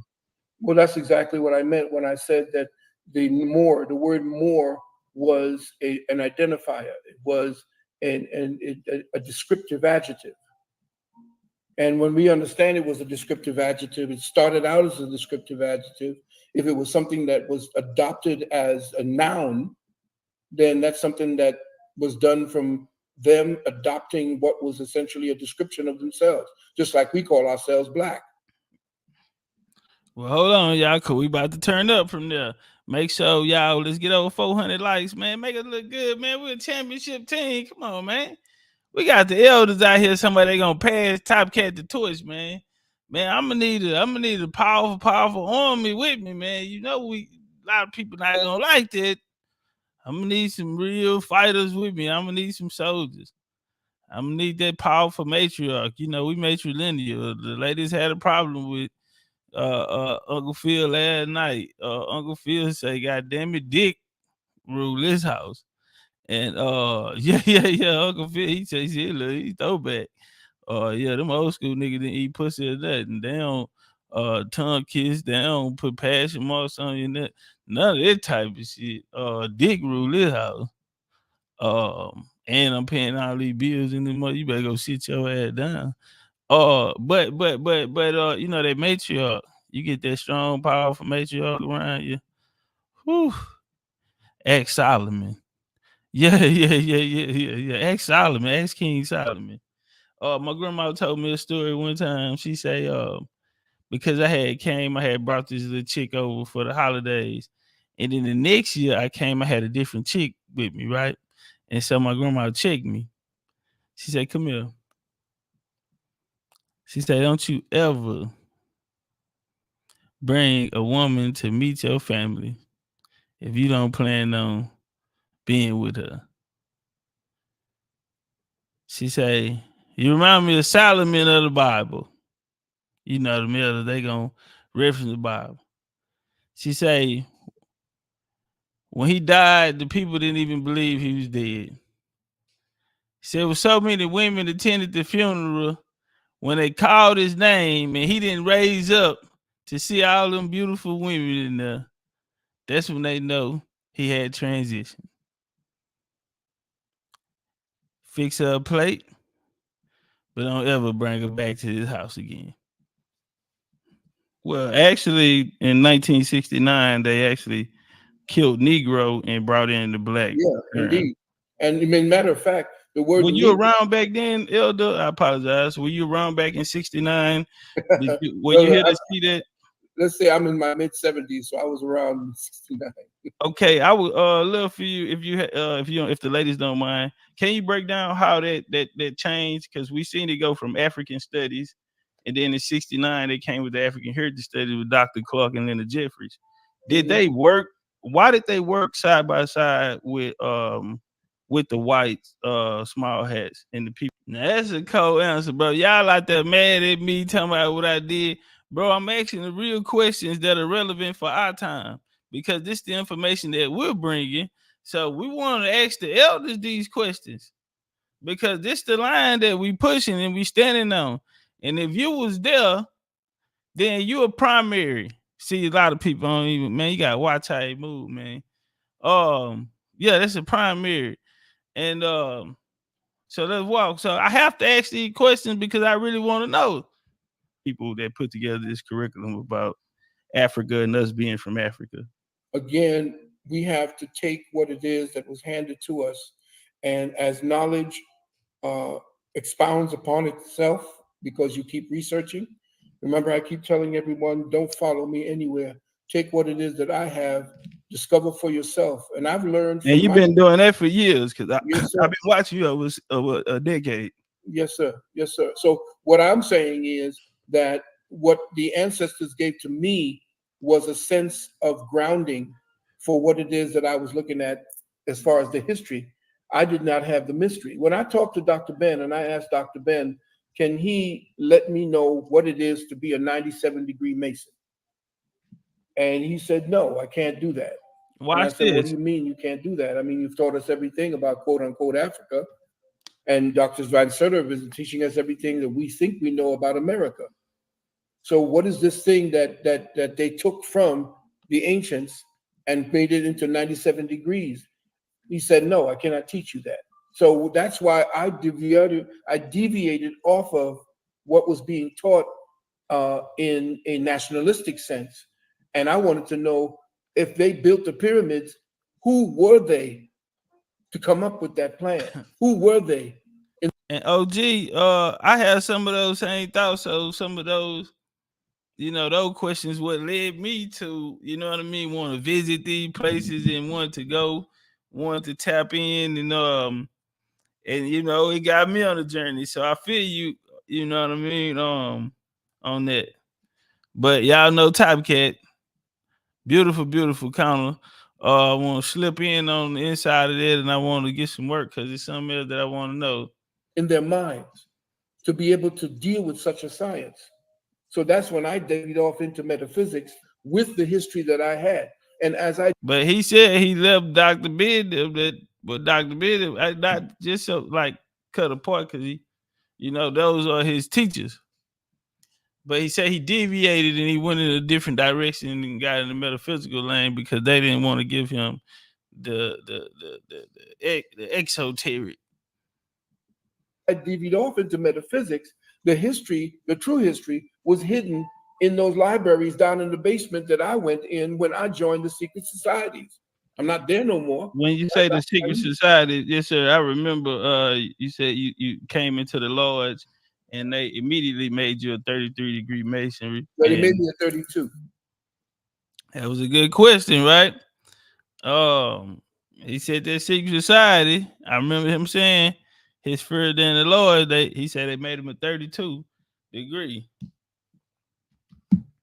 And this is what I'm saying. How I'm just trying to get an honest conversation, but you know what I mean? Honest conversation out of him. Shout out to Indian Carter. He say big dog status. Indian gang don't bang. Big old BCU. Indian Carter in the cash app. 25 pointer. 25 ball out the corner. Swish. 32. They were going to make me a 33. Yeah, the one that was going to make me a 33 died suddenly. In fact, I was approached because of the work I was doing in the community. I was approached at the fruit stand there on Miss Naomi. Miss Naomi, you're on mute. Miss Naomi, you're on mute.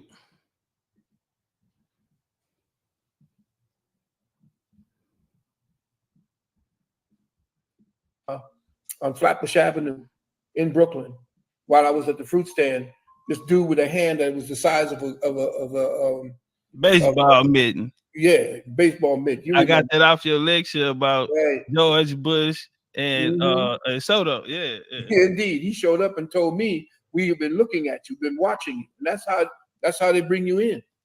And so I said, well, thank you very much. He gave me decals, lights to put on my car. And nobody messed with me after that. No cops were stopping me because I was getting stopped constantly. So once I did that, they said, well, we want to raise you because what you teach, we want you to come into the lodge and teach the neophytes. I said, okay. I raised to the master degree, got all of the handshakes and all of the nonsense that they do, what they do behind closed doors.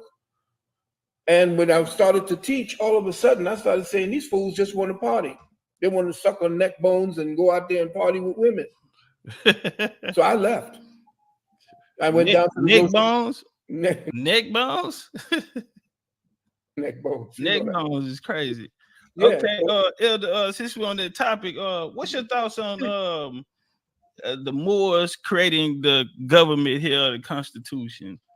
Well, the Constitution, as far as the Moors were concerned, the Moors came later after who we speak of the Six Nation Confederacy. That was the North, the Northern District and the Northern Jurisdiction. Right. The Southern Jurisdiction was the Confederacy. The ones that they took over, the white people took over the flag, they took over everything that belonged to us. That was ours. Well, were they white? Because to my knowledge, the first Europeans that came over, first contact all the way up into the Homestead Act, were actually dark complexion. The reason why I say that is because through some of the records after there was the Battle of Cuttle and major wars there, they brought a lot of Scottish and Irish immigrants over. Sister Dot, she from Barbados. She had ancestry in Barbados. 1627, Carlisle and them sent over Scots and Irishmen as indigenous service there when they built up the Virginia Company here.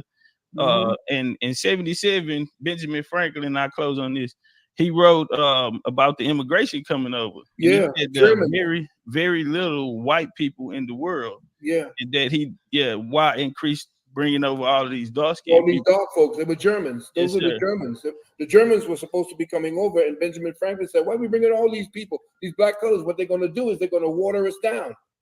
So is it safe to say that those first migrations of Europeans coming here were dark skinned? They were the dark skinned. That's where the surnames come from. Right. But what happened was, the reason why that happened was because the so-called noble savage took trips. The Europeans used to come over and get the people. They used to sit at the councils and listen to what was going on here, because over here there was no jails. There were no places where people owned land. We had boundaries where we operated with different tribes. We had wars, of course, for territorial purposes and for hunting purposes. but there was no jails. There was no. We treated our elders well. We treated our children a certain way. There was no craziness going on. They took that back and that's what became the consciousness movement for Europe. In other words, the age of enlightenment, they call it, for Europe. Sir. Yes, sir. Yes, that was when they brought over the indigenous black man, and he used to stand before their councils and tell them, "I don't have no king ruling me." And they said, "What?" Yeah, I'm a free man. I roam the land by myself. And that's, matter of fact, the entire premise of the peoples that were here in the Longhouse. Frederick Engels, the people who did Marx, Lenin, all of them who created communism, all of these Khazarian people that were over there in Russia who wanted to destroy the monarchy over there and create communism from out of the Vatican. The Vatican is who created communism. When they destroyed that, when they destroyed the royalty of Russia, and they created communism, came to find out that Engels and all of them who wrote the Communist Manifesto took what they learned here in the Americas, because we were free people and nobody owned land. So if you look at the manifesto, it says nobody will ever own land. Everything that they did over there in Russia to destroy the Russian monarchy, which were black at that time, because you have to remember that the Russian language was actually formulated by a black man. Tifa, you go bust them cookies down, Tifa. Fuck that. I'm smoking the blunt. I got the munchies. You gonna bust them goddamn cookies down. Rick, and the Russian company, they sold in 1812 to the guy. I can't think his name off the top, but his grandson died in the Titanic. He was one of those bankers. Jacob Astor. Jacob Astor, yes. Yeah. He had something to do with bringing the Illuminati to America as well. Well, he was melanated too, but what they had to do, they had to kill him.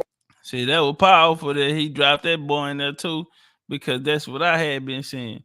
If you look at the picture, they'll show them as a what these were dark-skinned people. And so shout out to the OG being on point on that one. And he loving the build. You know what I'm saying? Man, it's different. Early in it, he said, I know things that I forgot.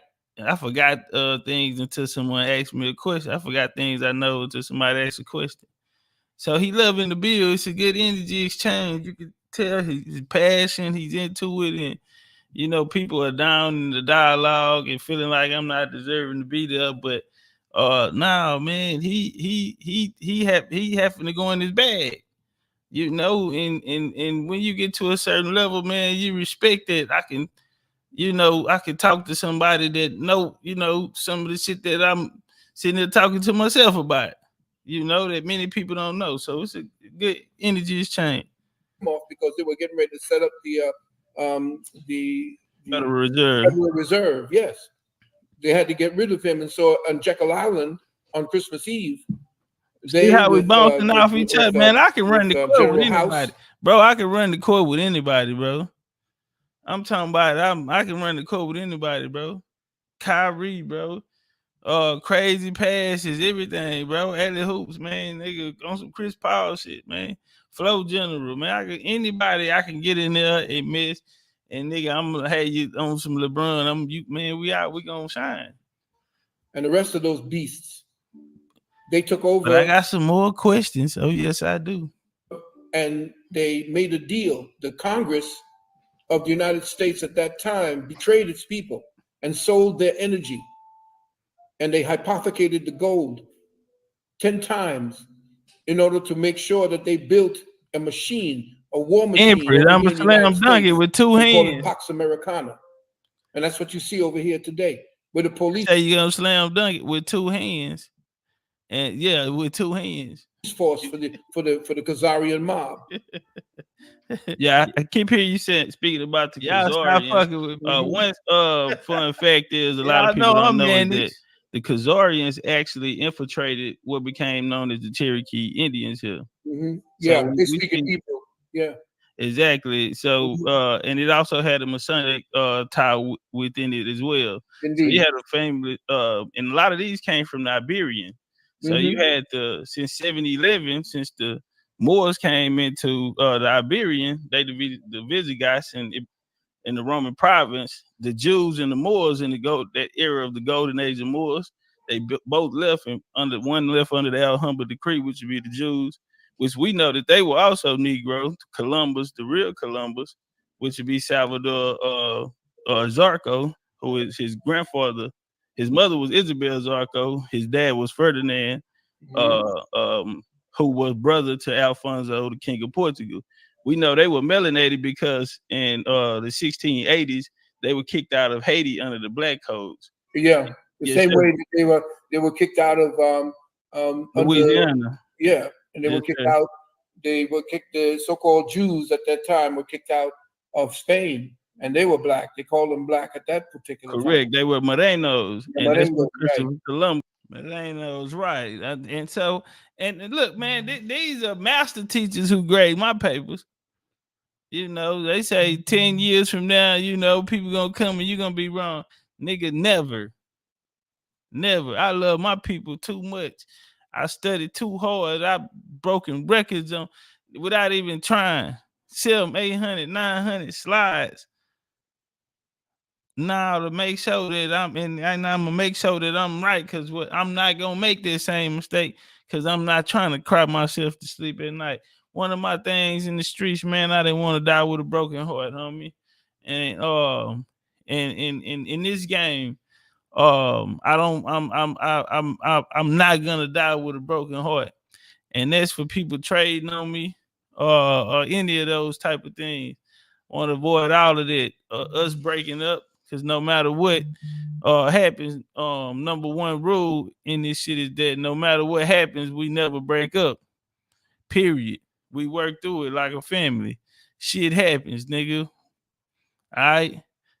And if we come in here together, we leave together. And when we get to where we going and what the ancestors have for us, we're gonna enjoy that together.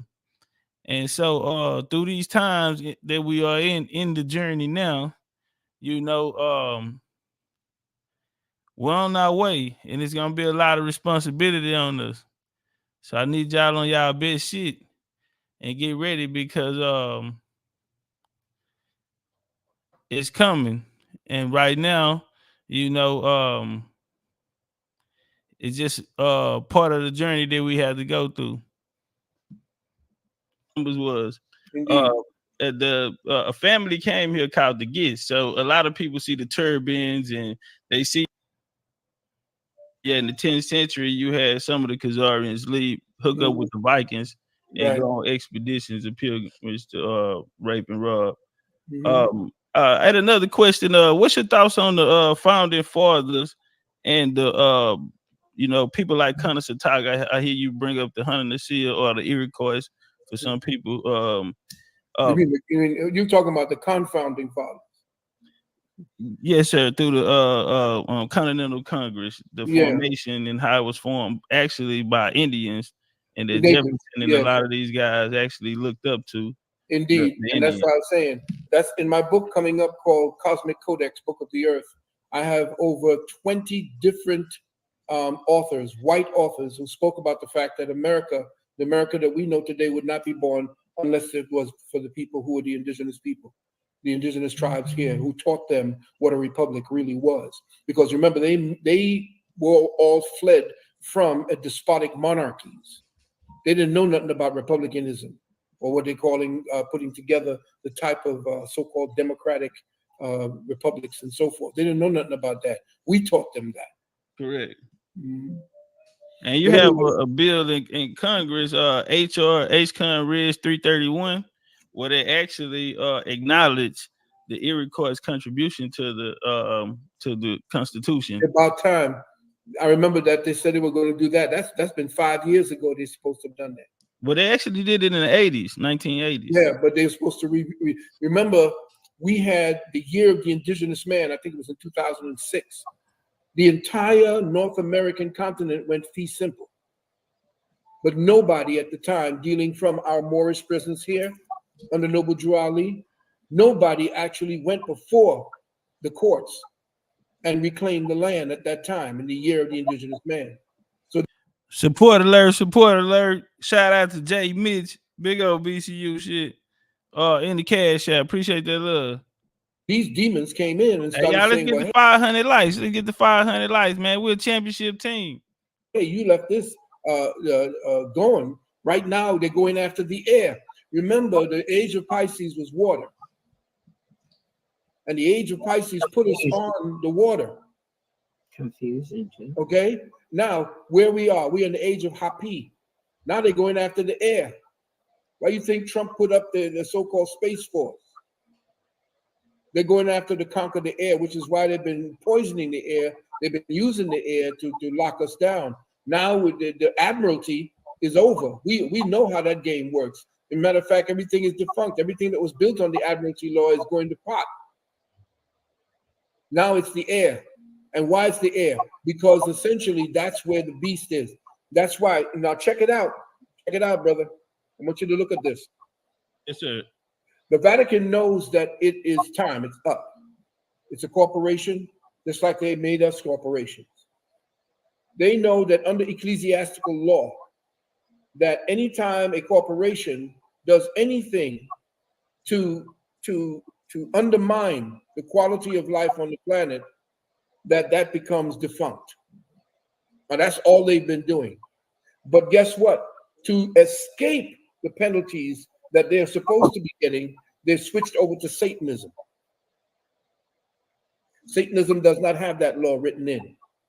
Did you see that? I apologize, bro, your wisdom. Would it have to do with any of the Merovingian or the Moravia? You know what they did? No, this has to do with the so-called reptilian people. And I'm not talking about. That's kind of why I mentioned it. I understand, because even when we go back into Egypt, back then they had a lot of these reptilian. You look around and throughout all cultures, they had a serpent or they have the reptilian, which you have Sobek in Egypt, and Sobek was defeated, and she's even in the Bible. But to my understanding, that's where Akhenaten came in, and he basically made it monotheistic and closed down a lot of those. Yeah, but he did that. But he almost ruined. He almost destroyed Kemet doing that. First of all, there was no one God. Everybody knew one God existed, but the other gods were actually part of the government. In other words, we were a theocracy, and so therefore the temples were set up like the Congress and the House of Representatives. All these different the temple of Set, the temple of Set, the temple of Heteru, the temple of Sa. All of these temples were actually political. And what Akhenaten did was he went after the politics and he began destroying it to create his one. That's why these Khazarians and the rest of these Christians, and when I went into the Rosicrucian, into the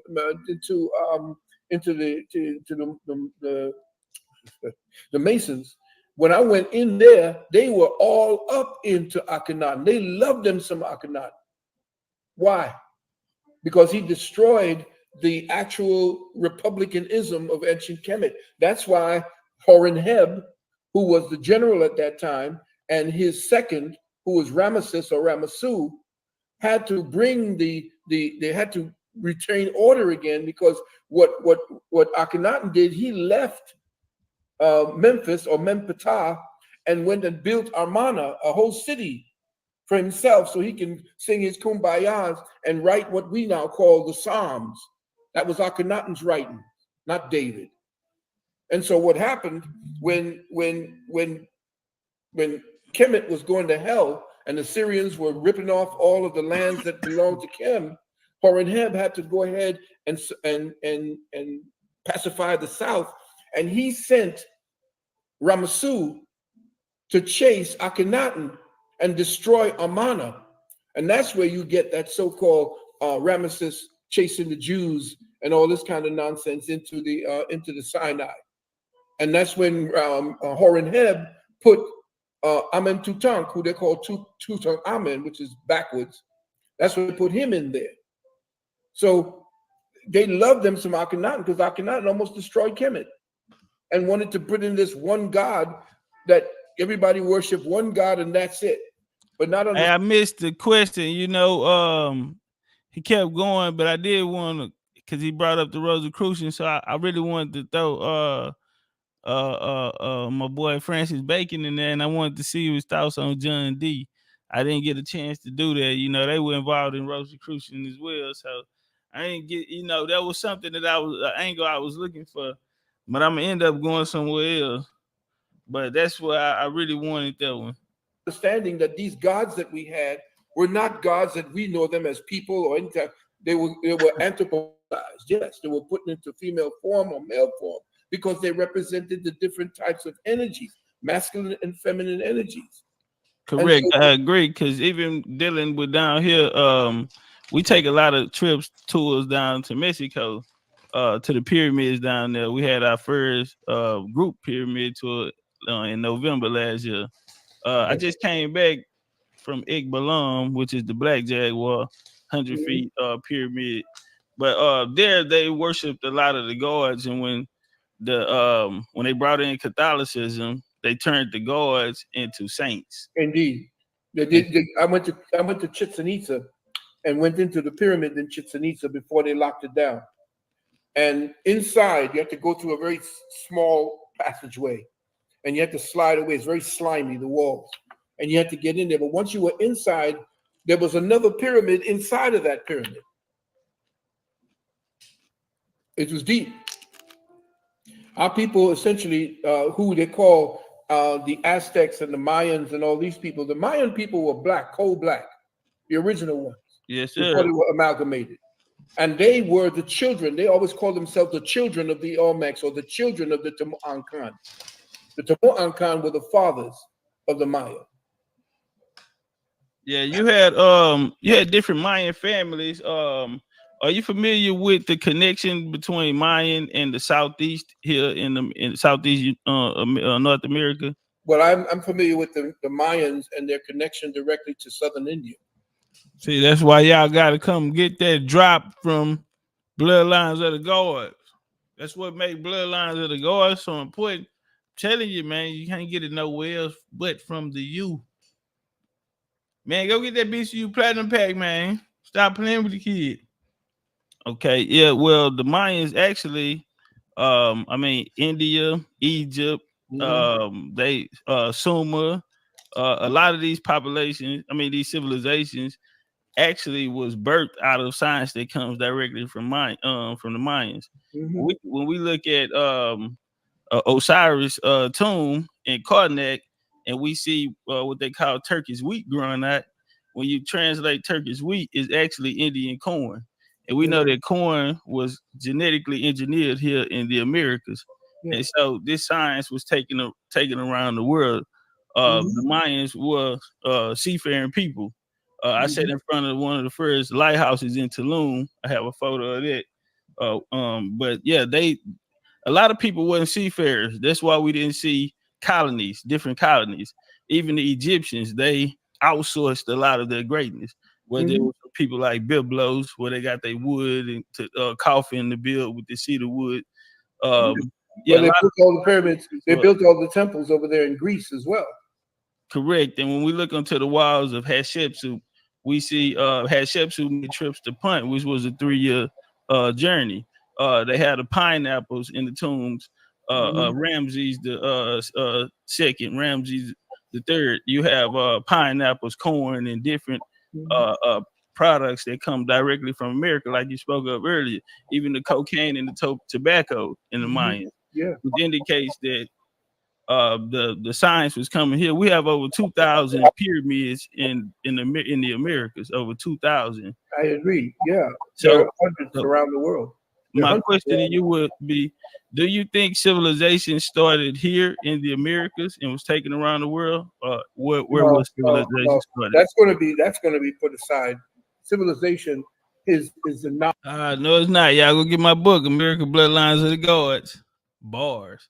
Look out for part 2, 2024. We up. Non-stop revolutionary process of consciousness growing itself into thousands of different expressions. And then they consolidate in specific areas around the world. There's no start to man. Man always was. There was never a time that man was not. That's correct. All this BS about us coming out the ocean and slugs and turning into monkeys and monkeys turning into men. Hold on, man. You know, a lot of people out here said America was the first land out of the water now. Now, Phil, you go. A lot of people said Phil said kill all that. Man, shout out to the homie Joe Jack, man. BCU day one, man.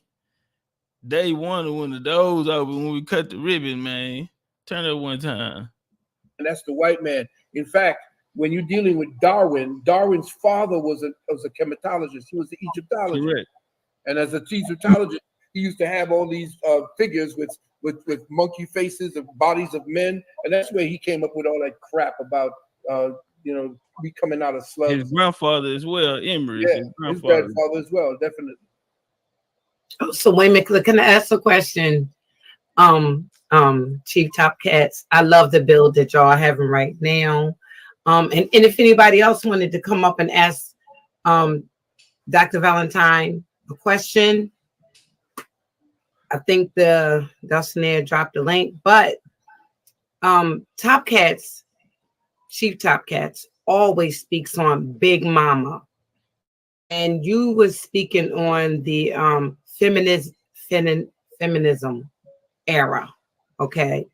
But the era that Chief Topcatz speaks on is a complete different thing than the feminine era, the Big Mama era. Mm-hmm. Can you, do you understand the difference? Yeah, I do understand. I understand that when the masculine authority is gone, it's because normally it's gone based on war. No, what I'm trying to, Topcatz, you explain it to him. No problem. I say this here, here in the Americas, we were matrilineal. Mic check. Yeah. Okay, y'all hear me? Yes, I was just trying to, like, if we could ever get it back, after you explain it. Society began to degenerate, and men and women began to degenerate as a species. That's when we began to show the degeneration actually took place in the most prolific part of our species, and that was in the women.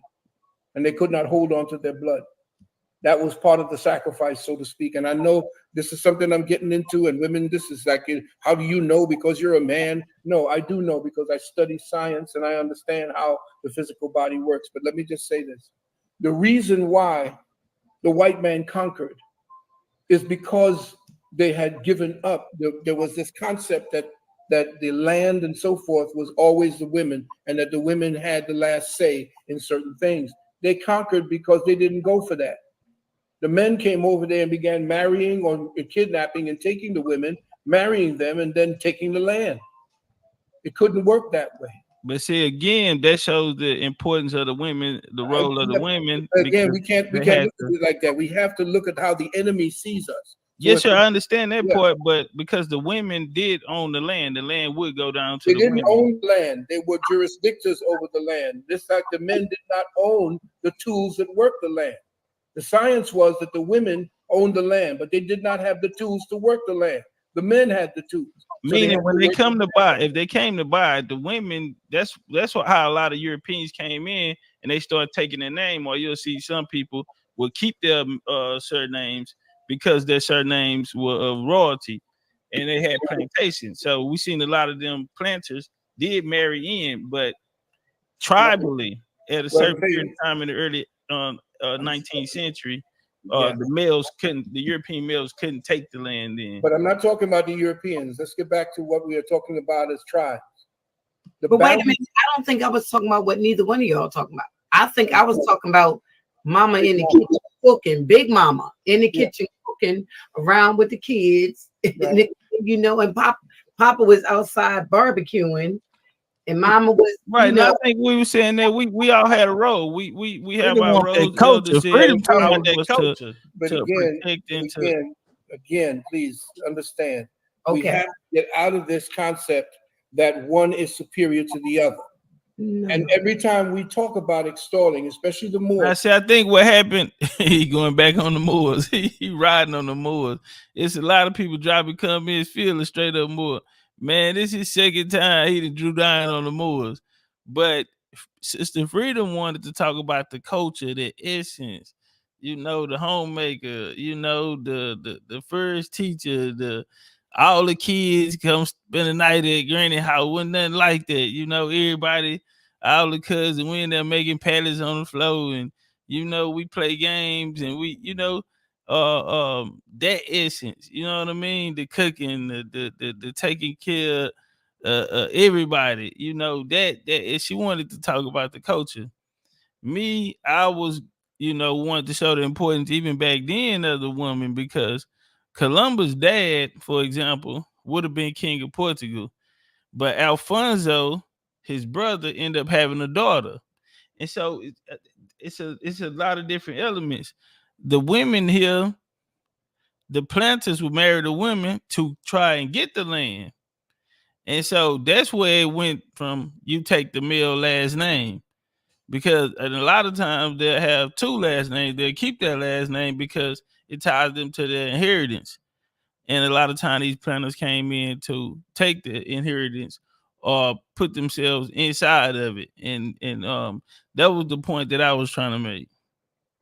And I had a big But he gonna explain his, because he break it away from the feminism part, that the woman's role is greater than the male.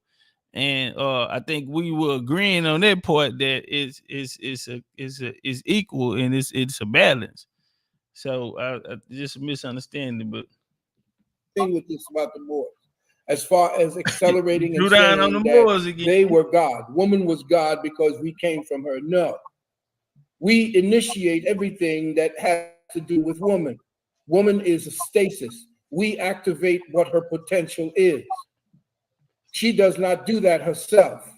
So what we do is this self-effacing, like the males come from her, so she is God. No, he is God and she is God. They're aspects of God. Yes, it would agree. And so if you understand that, and I use this with my students, use this with my students. When a child is born and comes from the womb of a woman, who does he see as God? His mother. Yes, his mother. Why? Because that's who he come from. That's who he knew for No.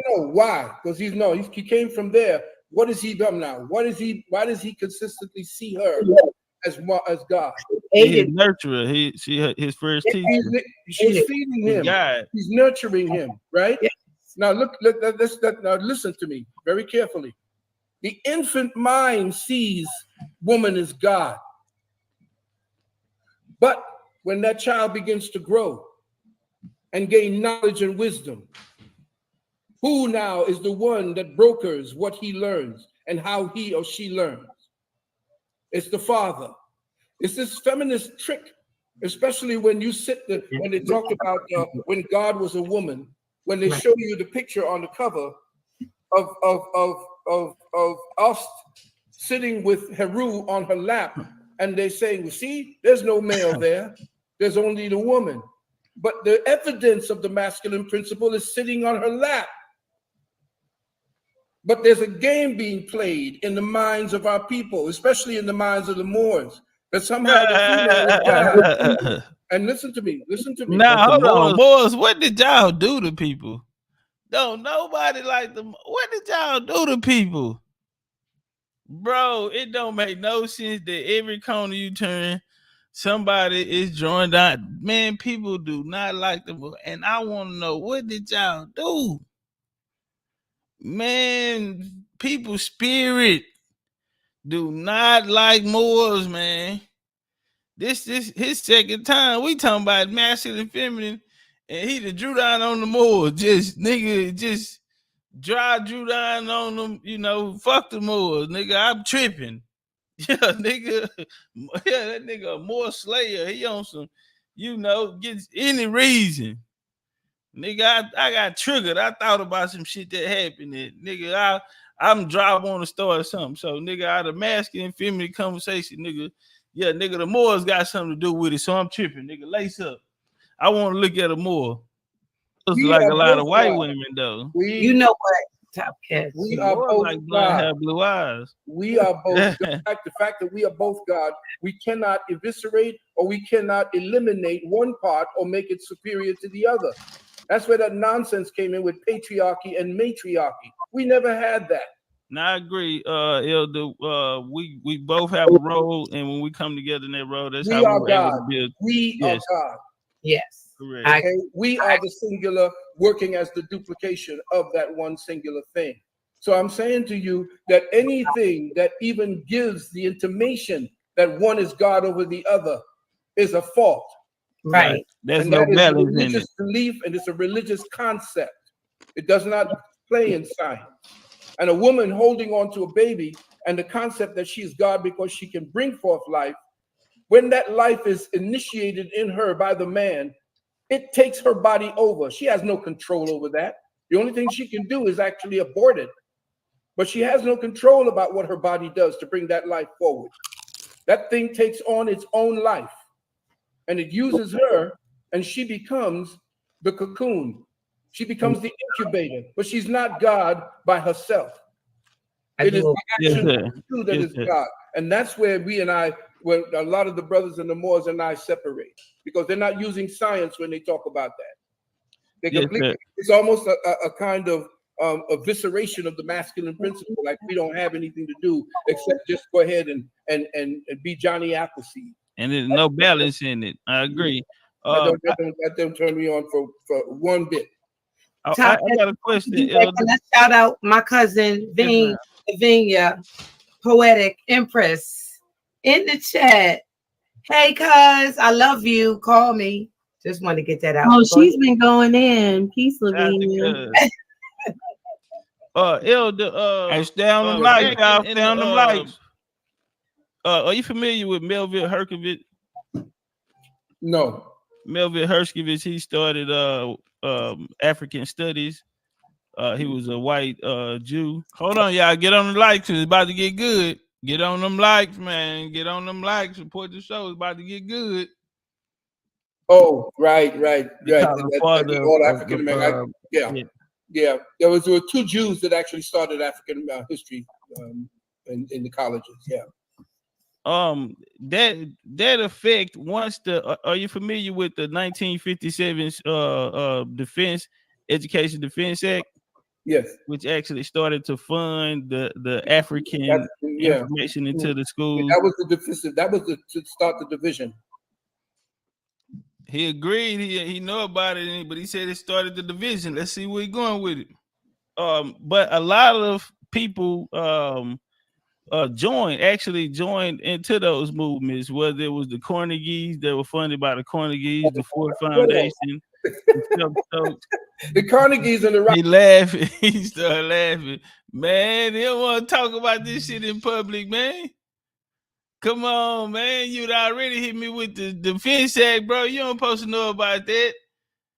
And he said that's what started the division, and it did because, as we showed through Book of Colonizers, you had some people putting money in over here. You know, some people got money over here. Ford Foundation funded a lot of the radical movements, and so but youngster, you don't supposed to know nothing about this, youngster. And he laughing because he like, man, you don't supposed to know nothing about this, but it gets deeper. Rockefeller started the University of Chicago, and the University of Chicago are the ones who set down the education system that is destroying us today. But we see Carter G. Woodson and guys like this go through the program and take the funding. That was the talented tenth that they were creating, an elitist organization that started all of these different types of fraternities and sororities. Listen, they talking about what was my reasoning for talking to them. I just had some questions, and we just want some honest answers. And so, right now, that's all that's taking place, and he's being honest. And I'm gonna let him tell you that them people worked with the colonizer, and he didn't want me to look at it as them as traitors, because I'm gonna ask him straight up: are they traitors to us? You know. shout out to Royals for the cash out. Appreciate that love in the cash out, Royals. That was that became the boule. And that was started through Henry. His grandfather was actually the richest black man in America when he died in 1902. His name was Colonel John McKee. Okay. Yeah, his grandson started the boule. But what I would say is this: why was that hid from us that a lot of this funding or this African curriculum to make us think that we were from Africa? Why was he laughing? No. Come on, OG. We know now. This shit ain't never supposed to came out, bro. Do you know, man, this was never supposed to come out. That's why you ain't never heard nobody say it but legendary Topcatz. Give me my feathers. I want them all. Give me my feathers, man. Man, how do you know this way? And then my position and where I'm going and the angles and everything, he know I know what I'm talking about. You feel me? He know I understand what happened. What lies within that is what took place. That this was a money play. He already agreed that, yeah, he understand. He familiar with when the government stepped in. Like he said, that's when, the division started. So he admitted that the government is gonna fund a African you feel me? And so now I'm questioning the people that worked alongside with it. So get my likes up, man. Big Chief Topcatz, man. Say, let's walk. Funded by philanthropists and government, and he used black teachers who will today we call our leaders. Would they be like traitors to us? Is that a valid question? I want y'all to know in the chat. Come on, what a chat appreciation. Participation at. We do want the appreciation with it too. You understand me? And you can do that by hitting the like button, sharing the video, goddamn, to your TikTok, to your Twitter, clip some of this shit. Instagram, Facebook groups, all of that. You feel me? And also, goddamn, you can bang the like button and bang the cash up. But hey man, they said the age of Aquarius. It is the age of Aquarius, huh? They say the truth shall come to the light. Ain't nobody supposed to know about this, but let's walk. Hold on. Ask the question we again. could say that they're trading. The fund. That was the time. FinSec, yes, which actually started to fund the African information into the schools. That was the deficit. That was to start the division. But a lot of people joined into those movements, whether it was the Carnegies that were funded by the Carnegies, the Ford Foundation. The Carnegies and the Rockefellers started the University of Chicago. Yes, and the University of Chicago are the ones who set down the education system that is destroying us today. But we see Carter G. Woodson and guys like this go through the program. That was the talented and 10th. Take the funding. That was the talented 10th that they were creating. An elitist organization that started all of these different types of fraternities and sororities. That became the boule. And that was started through Henry. His grandfather was actually the richest black man in America when he died in 1902. His name was Colonel John McKee. Okay. Yeah, his grandson started the boule. But what I would say is this: why was that hid from us that a lot of this funding or this African curriculum to make us think that we were from Africa? Why was it funded by philanthropists and government? And he used black teachers who will today we call our leaders. Would they be like traitors to us? We could say that they're traitors, but what they did tell us about Africa was true, and that's all I took. Was what they took from me, what they gave to me from Africa. They didn't only talk about Africa. Time out, child. Y'all heard what he said. And nigga, the way you put it, if you put it like that, then in one sense you can call him a traitor. But on the other hand, what I took from it was, what they taught about in the history of Africa. So the other shit, I don't want no parts of, because you could probably hit a nigga with a Rico on that one, so you could get hit with a Rico on that one, because if you go put it like that, then, in that sense, and it's coming from a master teacher. I took the African part, about the African history. That's all I took. And nigga, I get my lawyer in here. For the record, on the record, let the record, like a motherfucker. We did talk about the Americas as well, because I was very into Dr. Alvin Van Sertima. And I'm finna jump on it, because we finna get Alvin Van Sertima up out of here. Indians speak for America today. In fact, he married a white woman and kicked her to the curb after a while. Married a black woman.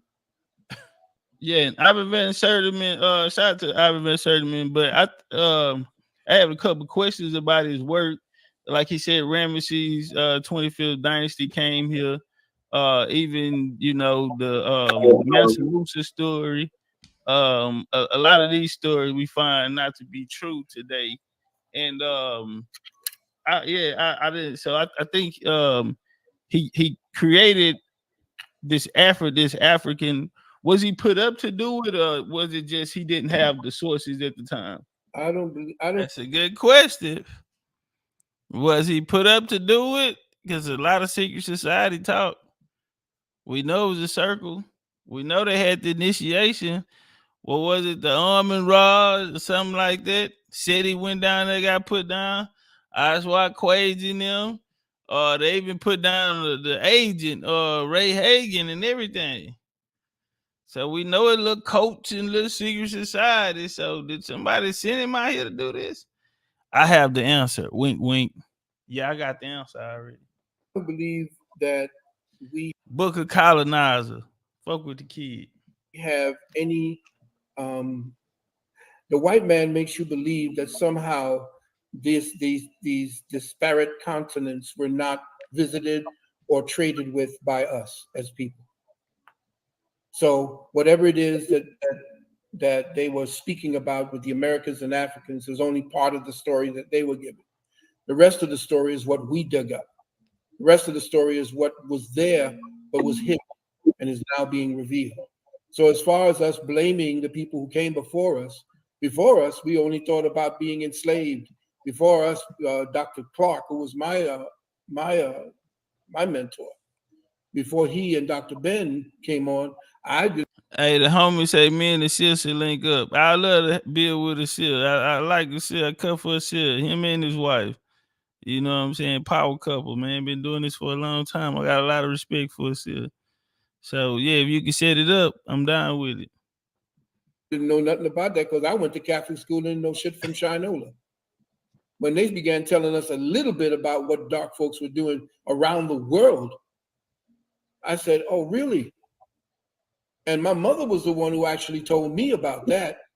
And my father was an avid reader who told me all about who the conquerors were, who the black emperors of Rome, and who the Europeans were, and who all these so-called people of Ireland and Scots, who the original Scots were. Right. I learned all of that from my father. Yeah, Kenny MacDuff, father of the Scots. Yes. Queen Scotia, mother of Scotland. Mm-hmm. Let me ask you this question. Do you think Pan-African helped us or hurt us? Looking back, going back to the first Pan-African association.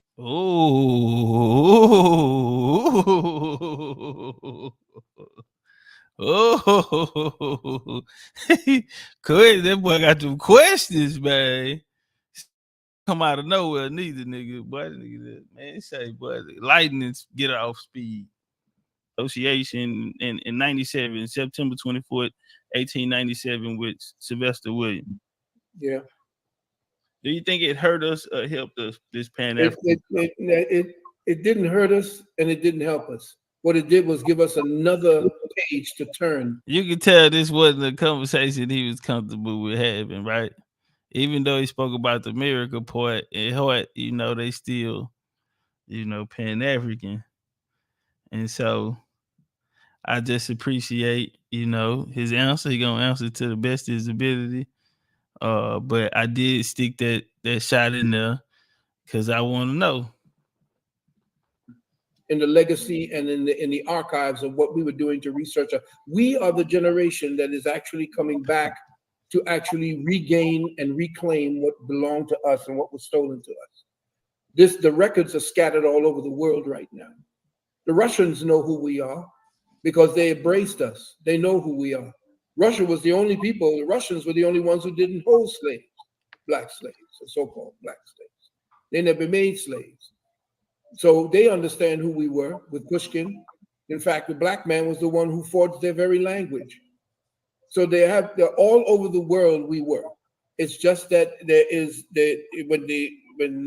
when groups got together like the Berlin Conference and these other conferences where whites came together and said, we're going to suppress every bit of history that we see or have of these black folks. So see, we over here at the BCU drip, we got a whole nother way we look at it. Let's walk. We can rip off the resources of their lands. We don't have lands. We come out of the cold Arctic circles and the cold of Europe, and we need fresh places to grow. Could you imagine they got white people talking about they're the ones who built the pyramids? Why would they actually have the nerve to actually say that? It's because they took over everything that they stole from us when they conquered. Yes, sir. Elder, I think but for us to say that and be truthful, the Berlin Conference with Leopold and them, and before that you had the International African Association, you had the Brussels. I'm sorry, you had the Brussels before you had the I understand, but I just use that as an example. My point, I use that as an too. example, brother. Yes, sir. Yes, sir. No, I want to veggie back off that point. The counter to that was the establishment of the first Pan-African Association. So that's how Henry Sylvester Turner, that's how I said Turner, I meant William. Haile Selassie, that's how God members of the AME Church from America. That was a counter. So them creating that Congress in 1897, September 24th, was a counter to it. But what it did was they put these melanated people in charge of people in all of British occupations or colonies. So this is out of that, you're going to formulate your talented 10, your NAACP and these different companies that's funded by whites. Joel Springham, I'll go ahead and say the name. Joel Springham founded the NAACP and also paid for the 1919 Pan-African Congress.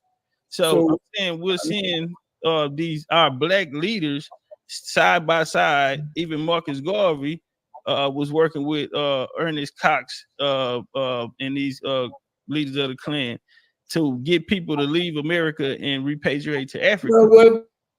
But so did your point. I understand about the amalgamation and the use of people when you're dealing with the enemy, working with the enemy. So did the Nation of Islam work with the Klan.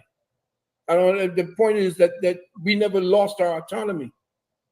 Everyone's amongst us. There were people amongst us essentially who essentially worked with the enemy in order to do what we could within enemy territory. We were a conquered people. Yes, sir, but it wasn't. But we see even at that time, we see places like Greenwood, which is Tulsa, which means old town in the Creek language. We see Greenwood, we see Bowley, we see North Carolina, we see these places where black towns are flourishing. We're flourishing. That's what led to the 1929 into the Depression. But we were flourishing outside of the jurisdiction and the systems of the U.S. That didn't happen until Noble Drew Ali went to Cuba. Well, this actually happened before 1929 through 1933. Yeah. See, that was in the early 1920s. You had the Red Summer through the 20th century from 1912 on up. So this was before Drew Ali. We was doing our thing. Wilmington, North Carolina, 1898. So all happened because of him of what he brought back from Cuba and what he said he was going to bring back from Cuba. But I'm saying to you, I understand all of what you're bringing up and very, very noble about what you're bringing up as far as the histories are concerned. But I'm saying to you that what it is that we were given by these teachers, that we are now just throwing it out with the bathwater because we're saying that they were working with the white man and so forth. Everything you're doing right now, if you got a job, you're working with the white man. So how do we say now that you leave here and go make yourself a work and you go to work for a white man to enrich a white man, and you're telling me now that because of what they did when they had to dig into the archives, that somehow we're supposed to just dismiss what it is that they've been saying instead? And said, I understand this was a touchy conversation because that's a real question. This is what lies when your career and you were known as a titan, a master teacher, you were put on the platform, you're known in history, people are still talking about you while you transition. And so a lot of the elders, this is, at the place that they're in their life, they're trying to see, is the works that I committed my life to, do it just go down the drain? Because now it's a new day and it's a new era. And we could have been in era like Abdullah Bey told us. And so a lot of the teachers are realizing, is my legacy going to be tarnished? Did I tarnish my legacy? And so this was a very, very important moment in this conversation, because it took me back to the conversation with Abdullah when he said he cried at night for 25 years. He taught he was in error. And so Phil has acknowledged that yes, people did fight with the person that was supposed to be the enemy. They did, work with them. And so should they work, did that tarnish their legacy? And because that question needs to be asked, because if so, then is me, Mr. Valentine, is my work, is my legacy tarnished as well, because I did play a part in it. And so I hope people really caught it and seen, the what happened here. And so I think this situation and this conversation is going to lead to the end of our dialogue. But that's a question that a lot of these elders are asking themselves now. And I just say, man, I speak the language of the gods. I didn't want to be famous, none of that. I'm not cammed up or none of that type of shit. My family gave it to me a certain way, and that's how I brought it to the people. Next, nobody to follow me. But my mission was to kill the doctrines so people can go back home. And right now, it's showing, that it's working. And a lot of the elders, with our success, a lot of the elders now have to rethink if their legacy, did they tarnish their legacy by bringing us this Afrocentric Black liberation and Pan-African Kemetic science, and failing to teach us about right here, the place that our feet, our blood, and our family come from. So let's walk. Instead of taking what they said and then reforming the information based upon what we are supposed to do while we hold the torch. So yes, sir. But unfortunately, Elder, taking what they're saying, what you're doing is good. What you are doing is good, but you do not just completely dismiss or put it into a situation where it was non-compos mentis and say that because Sertima did this, Dr. Ben did this. And so what it is that we do and what you do and who's going to stand on your shoulders is not based upon what it is that you're standing on. You're standing on shoulders right now based upon what you were given from the people that right now you're saying made mistakes. But that's not true. And I want to say this. That's why I play the tapes of my family. The methodology that I came out here and brought forward is the same methodology that I can press play right now, and you'll hear my auntie how she taught it to me. Now I'll let y'all hear her teach me how to do genealogy, even cross-reference it through DNA, all of these things. And so my mindset didn't come from a doctor being any of these scholars. And so I always tell people in the beginning, I used to say, man, y'all don't have to read all these books. I read all of them. And the answer is not in there. The answer is within you. The creator we come from gave you everything you needed to survive here. It is your natural birthright. You come here with it. What happens is someone comes and takes it away.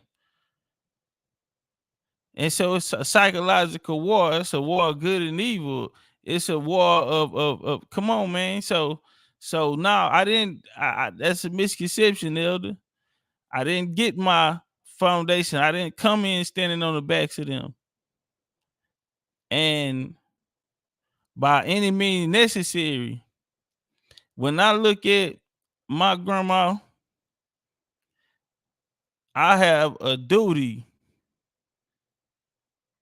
to make sure that the story is told. And so, by any means necessary, I'm sent on assignment to kill the doctrines. And if that means that master teachers have a tarnish on their legacy, then so be it. They shall take it up with the Creator in the afterlife. But while I'm here, I'm going to continue to free and unlock the minds of the people from these doctrines and send them back home. That's fine. Well, I'm saying that essentially, Elder, for us to take what they gave us. Sorry, beautiful. 1 second. Essentially, to take if we were to take what they gave us, we would in turn be taking what the colonizer also gave us, and which would make us an accessory to colonization. We don't do that now, King. We don't do that now. It would make us accessory. That's why you're here. That's why you and I are here. We don't take what the colonizer takes. I don't go back. But if our leaders sit in the same room in Congresses and sit on the same boards as black caucuses with them, which they split the members, and when they went international, the African studies and John Henry Clark and Dr. Linda Jeffries, they sat at the board and they went as a unit together, not apart. But they told us that the white man was our enemy and stole our history and took our names and created this history that millions came here on the slave ship. When at home, our families, they never heard these stories. Our families know what tribes they were from. Like me, for example. Do they hear it now at a broader base than what we did before? Yes, sir. They do hear it now. But the thing is, in order for the legacy of these master teachers not to be tarnished, the question is, why didn't y'all give us this information?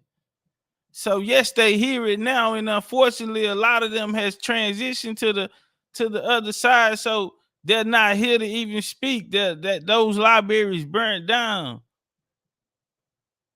The distractions that the doctrines brought, it seems as though they came on purpose, because all of them stripped you away from your roots. And so, yes, sir, they do today, yes. And we working hard than a motherfucker. We don't get support, and we don't get a lot of support on doing it. There's a lot of division, it's a lot of ego. But I say this though. Yes, today. And even though it is the hardest time because a lot of our libraries burned down, we're gonna fight until the end. And before it's all over with, our story is gonna get told. Before. Are they hearing it now? Yes, sir. But I think that's what I'm saying to you. And that's why I'm saying to you, what you're going to be given to us, the next generation will come and say, you didn't do A, B, and a third. That doesn't mean I would dismiss you. Or the next generation, I will not leave an era for them to come and say that. I speak the language of the gods. It's bloodline. It's very simple. It's a methodology that can't be torn apart, shot to red pill, because you cannot debate truth to life. We only go by what we can prove. We're Mystorians. Historians led us wrong. We're now Mystorians. And that is the new way, and that'll be the way, the next way for the next 2,000 years. Or somehow say certain things about you that would then put certain types of ideas in the minds of other people about what it is you were or were not. Well, I don't want to do that, and I think since I have an elder and water moves and everything is a flow, you are here as a result of what went before you. Right. You, and everybody else are standing on the shoulders of ignorant people who are lost in themselves, who came and found just a little bit of information to pass on to the next generation, to give them the seeds and the clue to go search for themselves. And this is where you are at because of where they were at. Yes, sir. But elder, but I apologize, but I'm having to start over from scratch. And no, right now we're having to. I'm explaining why. I'm explaining why, elder. Consciousness. I'm explaining why, elder. Why I say that. King, the consciousness you have is not starting from scratch. The consciousness is what you have right now. The consciousness started with that movement. That's what you have right now. Is the consciousness to grow what it is. Not mine. The consciousness that I pushed started with me in 2020. Nobody has ever brought this message forward. The consciousness, I stand on no shoulders but my ancestors. The methodology that my family gave me is the methodology I came out here and laid on, and I stayed in alignment with my ancestors, and for that they gave me spiritual guidance and protection. So this lane, this trail that I blaze, this is BCU and those that came through this journey and fought for this with me. Their consciousness is not my consciousness. If their consciousness was here, it would be no, if they wouldn't have brought us the colonizers' consciousness, then there would be no need for us, because we would have never been torn from our roots. And so, no,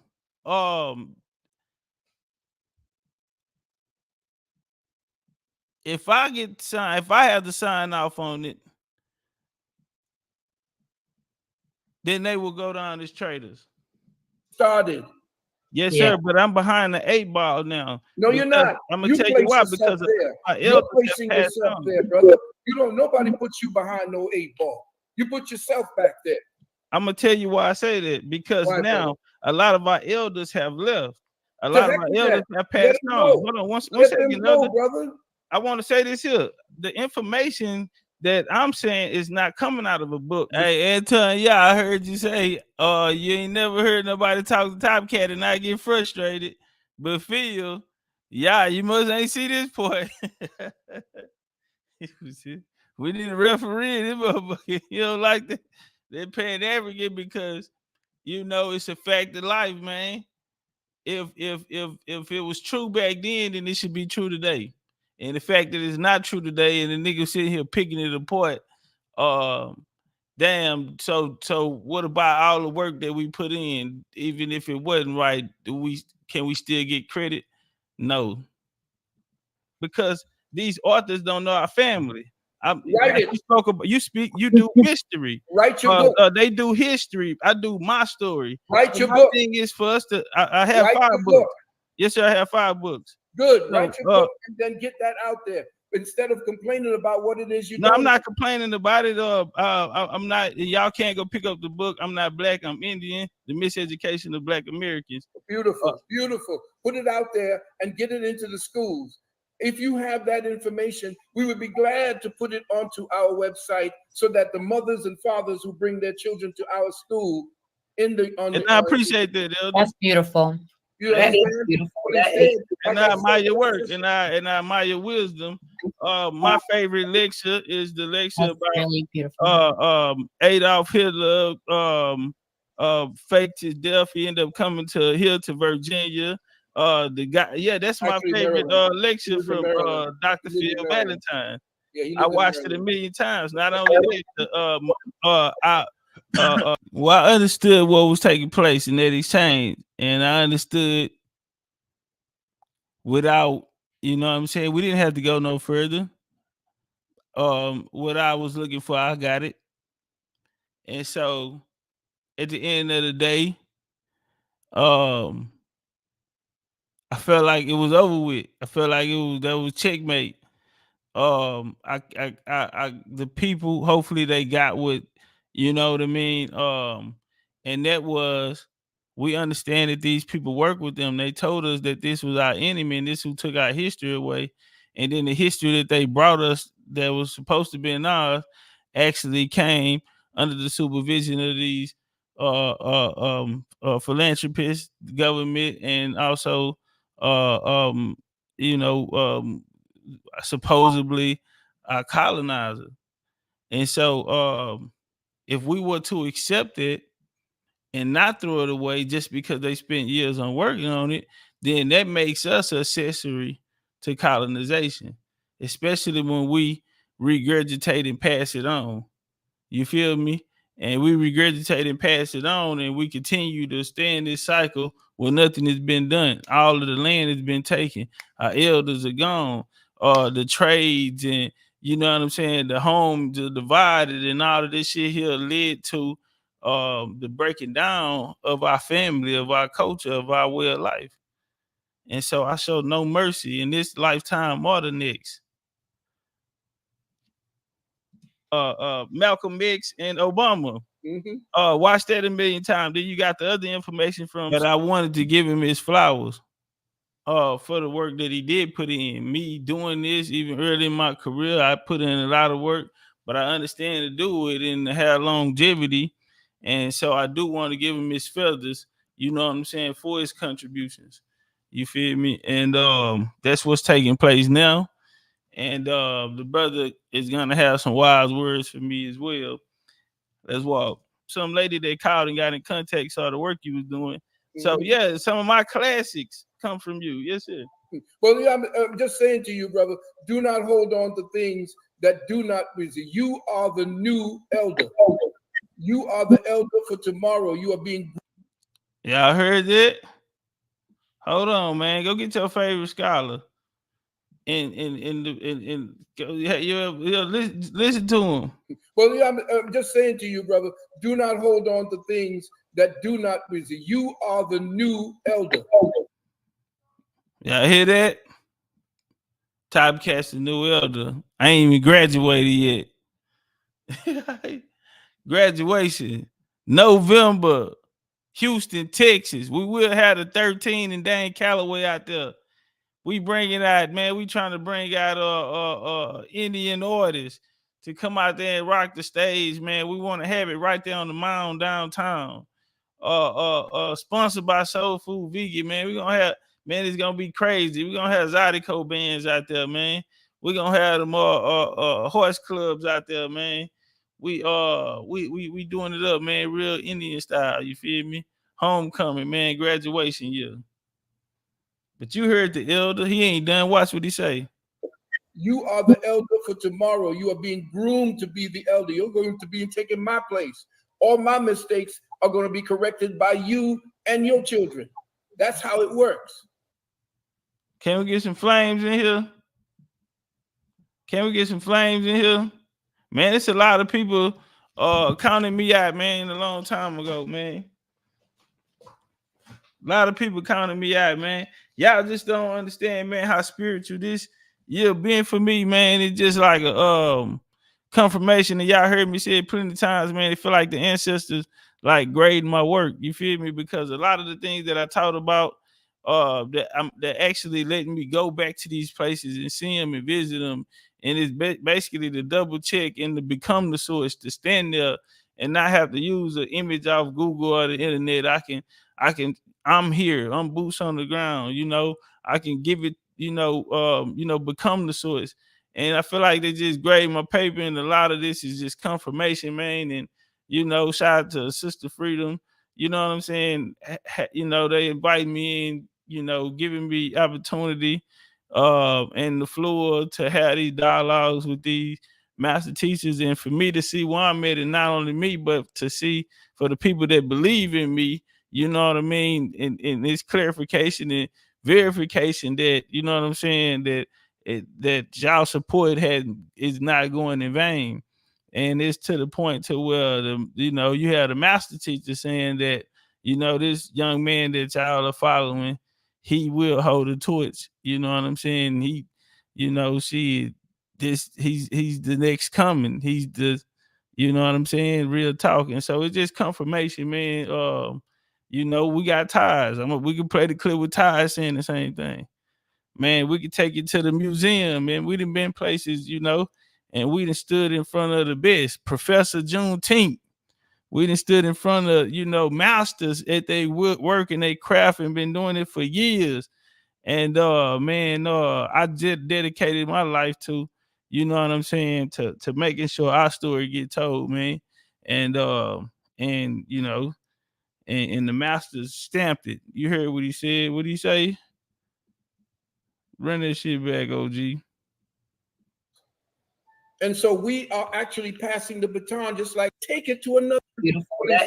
And I admire your work. And so we are actually passing Valentine. Yeah, I watched it a million times. Not only Malcolm X and Obama. Watched that a million times. Then you got the other information from some lady that called and got in contact, saw the work you was doing. So yeah, some of my classics come from you. Yes, sir.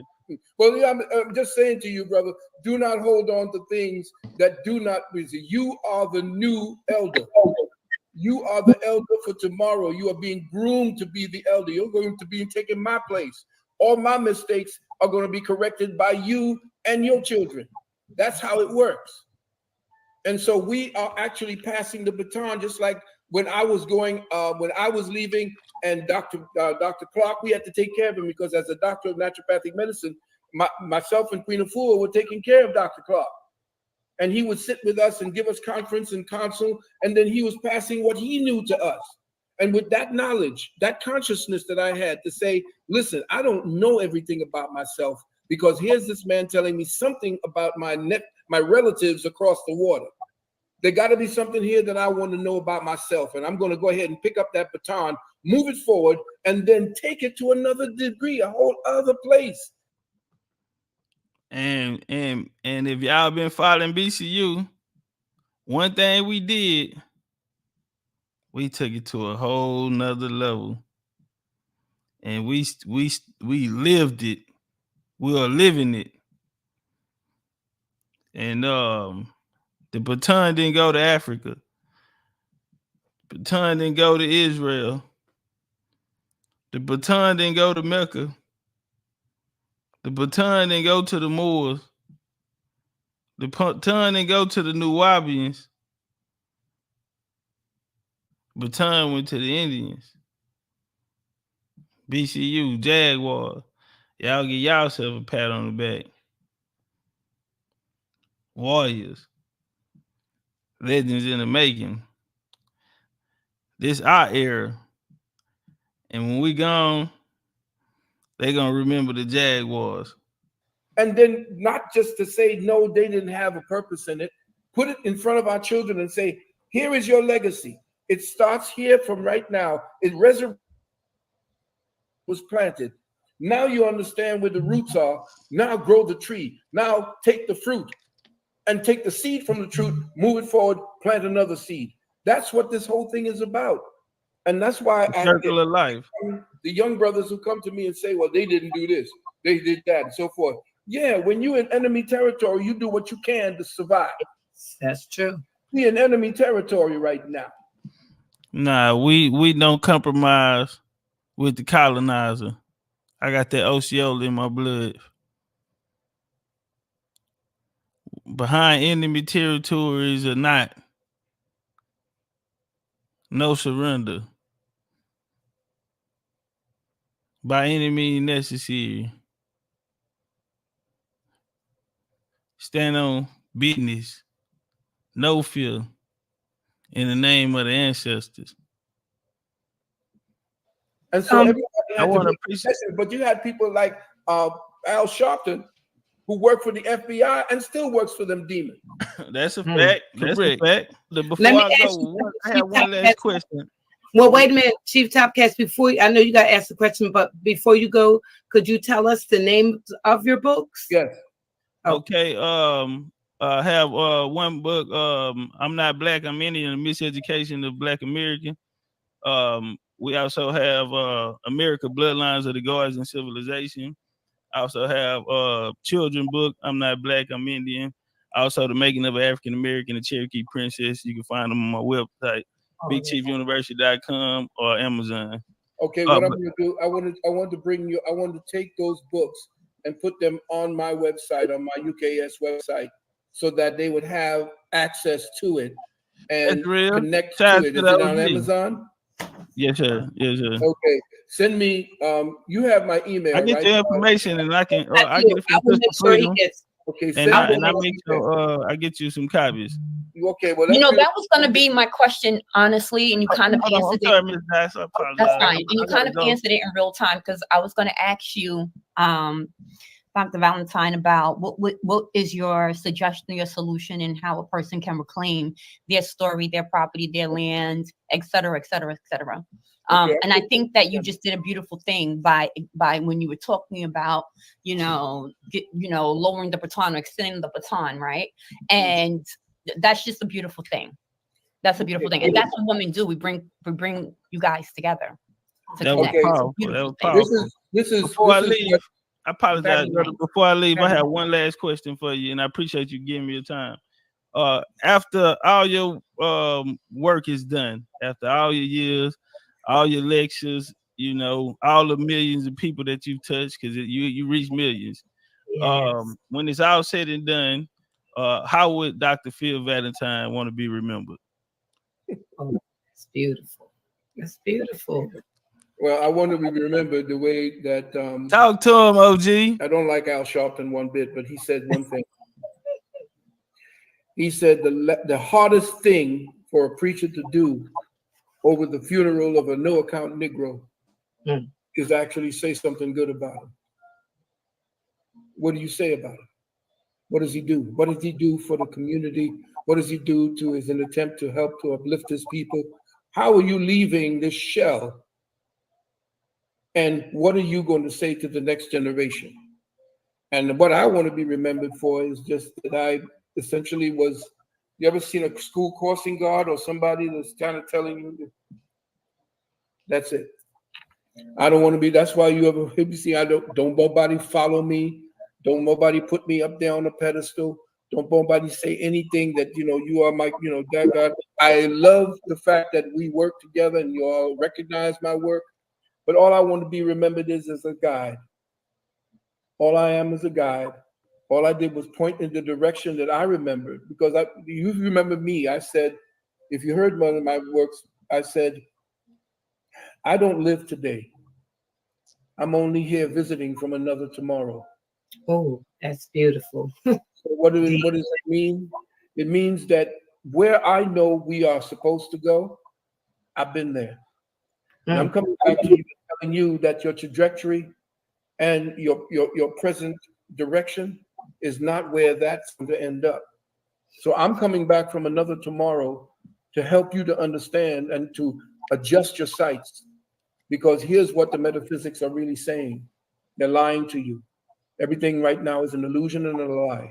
And in my university, I teach how to decipher whether something is real or not. I teach how the science of thought works. to suppress your abilities to do what you need to do to excel. That's all. Everything else, I will close my eyes. In fact, if I had a chance to do it all over again, I would. Yes, me too. Powerful, powerful. Appreciate your time. And much respect, and keep teaching this. I'm gonna keep watching you, keep following you, keep supporting. And you keep doing what you're doing, young brother. Yes, sir. Yeah, I won't let you down. Peace to the ladies on Scramble Minds. Y'all enjoy the rest of y'all night. So much Topcatz.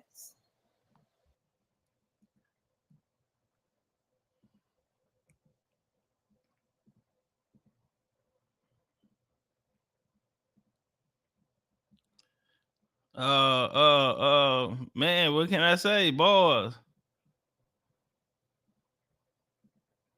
What can I say, boys?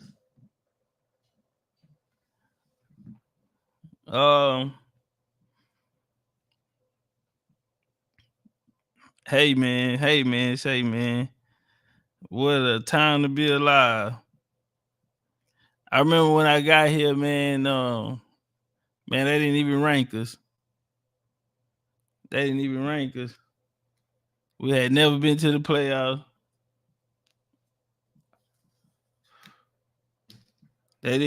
Nobody, this shit was laughed at. You know, you had to fight every day.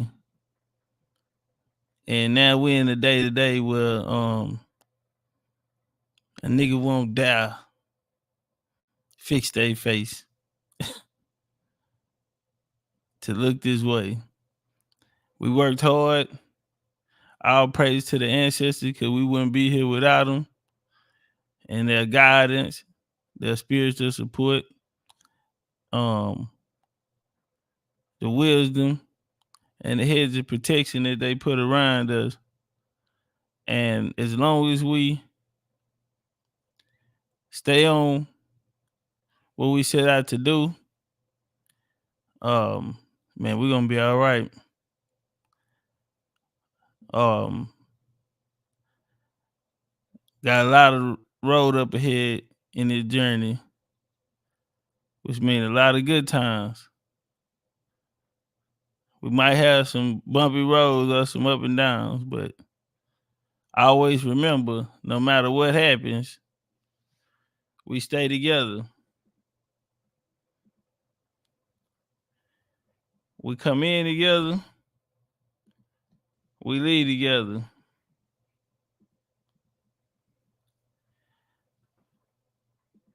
Legendary Big Chief Topcatz. That's my time. Y'all enjoy the rest of y'all life. Rest of y'all night.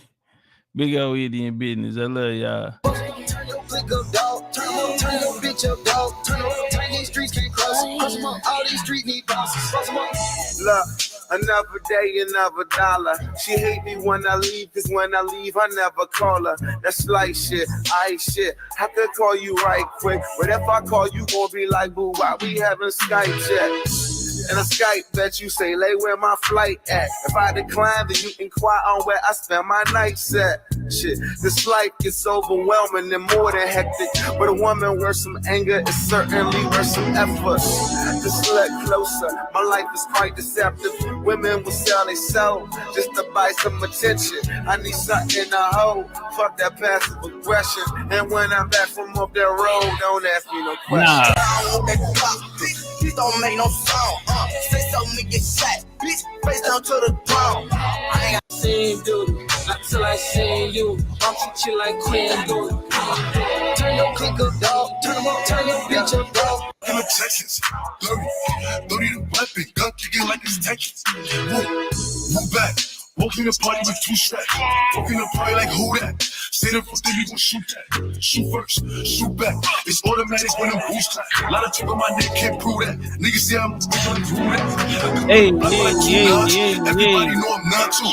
Cut to his head if he die, whoa. If you don't like me, I don't like you. Whoa.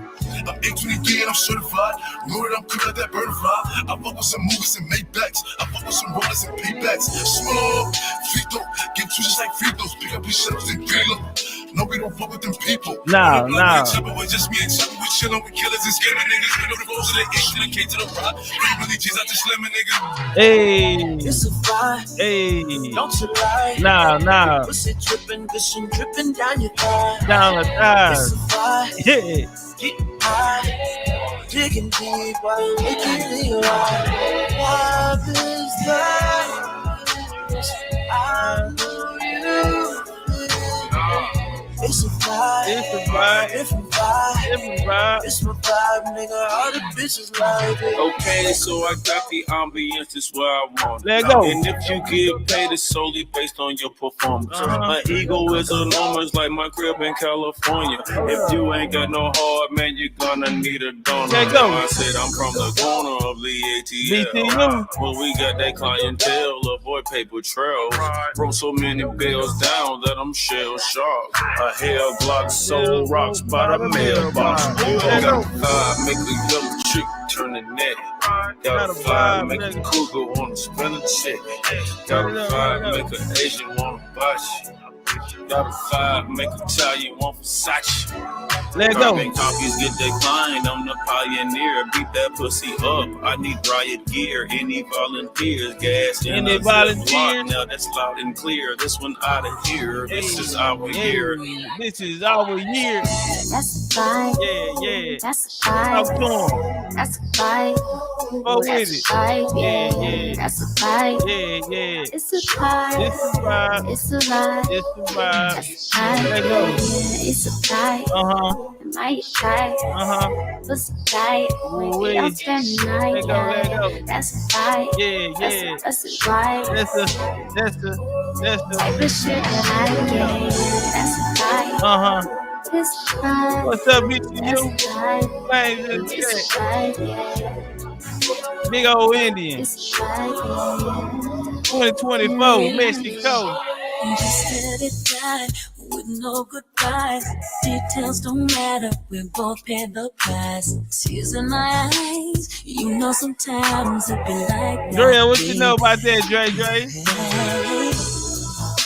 No, every time I see you, I pretend I'm fine. When I wanna reach out to you, but I don't play. Baby, I must confess. Don't confess. We were bigger than anything. Remember us and don't forget about late nights, laying in the dark and waiting. All the summer arms for you. Always in my heart. There you go. Big G. Just speaking from experience. Oh, they rocking. Oh, they rocking. Oh, they rocking. No. Sis guy, he a visionary. I'm the definition like the dictionary. Baby, turn around, forget the missionary. If they pull up on me with some bad intentions, you go read about it in obituary. I got more soldiers in the military. Stones in a cemetery. I have more strings than y'all in February. It's getting hard to put a price on a show. Can't even pick an amount now. If a nigga really try to jam me, get jammed first like the countdown. I thank God for that flight straight from the 9 side going southbound. They say that life's about balance, baby, and the balance is now. Okay, she got a perk and a perk. I got a twerking and turk. She probably let both of us hit. The way that you smirking at dirt.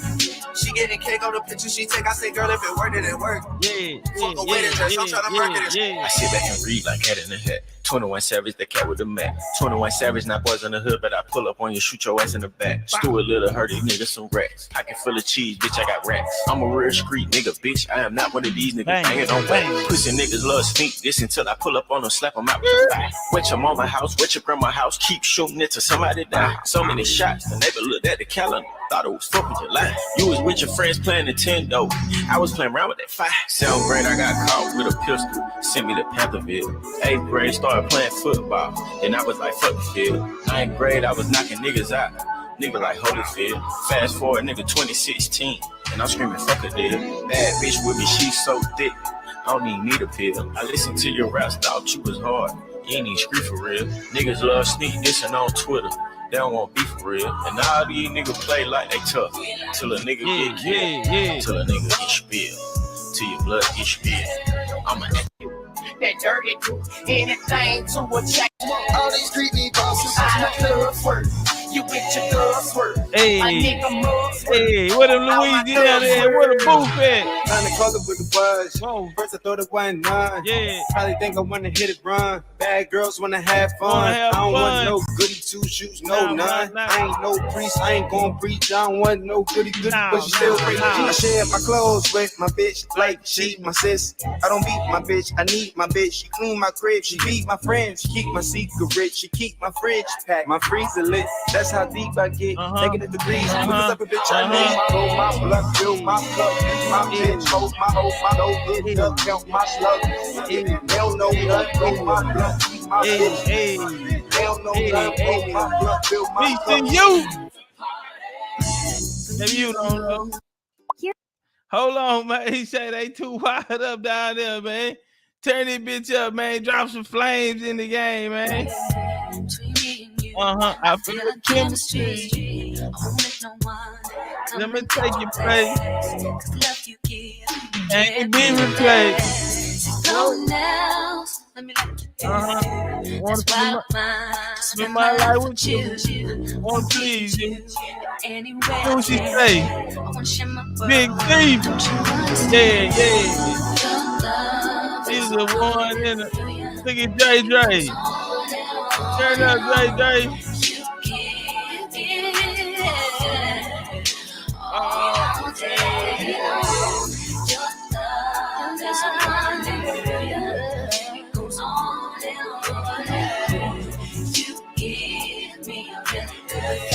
Hey, Sweet Feather turned up. Hey.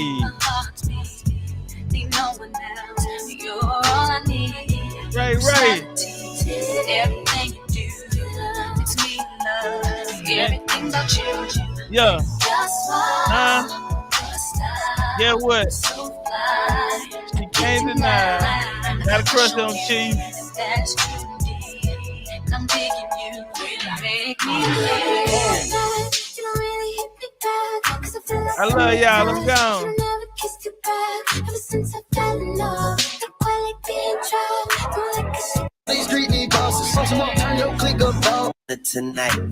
Is it really make it to forever? I wanna take you to A-style. Who knew it'd be like this? Hey. Usually my exes turning enemies, but this is different. You're different. We got closer now that you ain't with me. All that love that we had. Hey. Ain't no way we gon' forget that. In your family, love me like I'm family. You know where you stand with me, so when they ask, tell them bye. Can't try.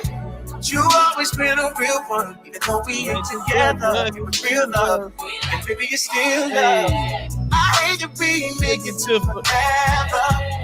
Probably ain't getting back together. But that don't mean that I can't control it. Good, but we still good. Click up, dog. Turn them up, turn your bitch up, dog. Turn her up, turn these streets can't cross it. Cross them up, all these street need bosses. Cross them up, turn your click up. I love y'all, man. That's my time. Good night. We streets can't cross it, but we still good.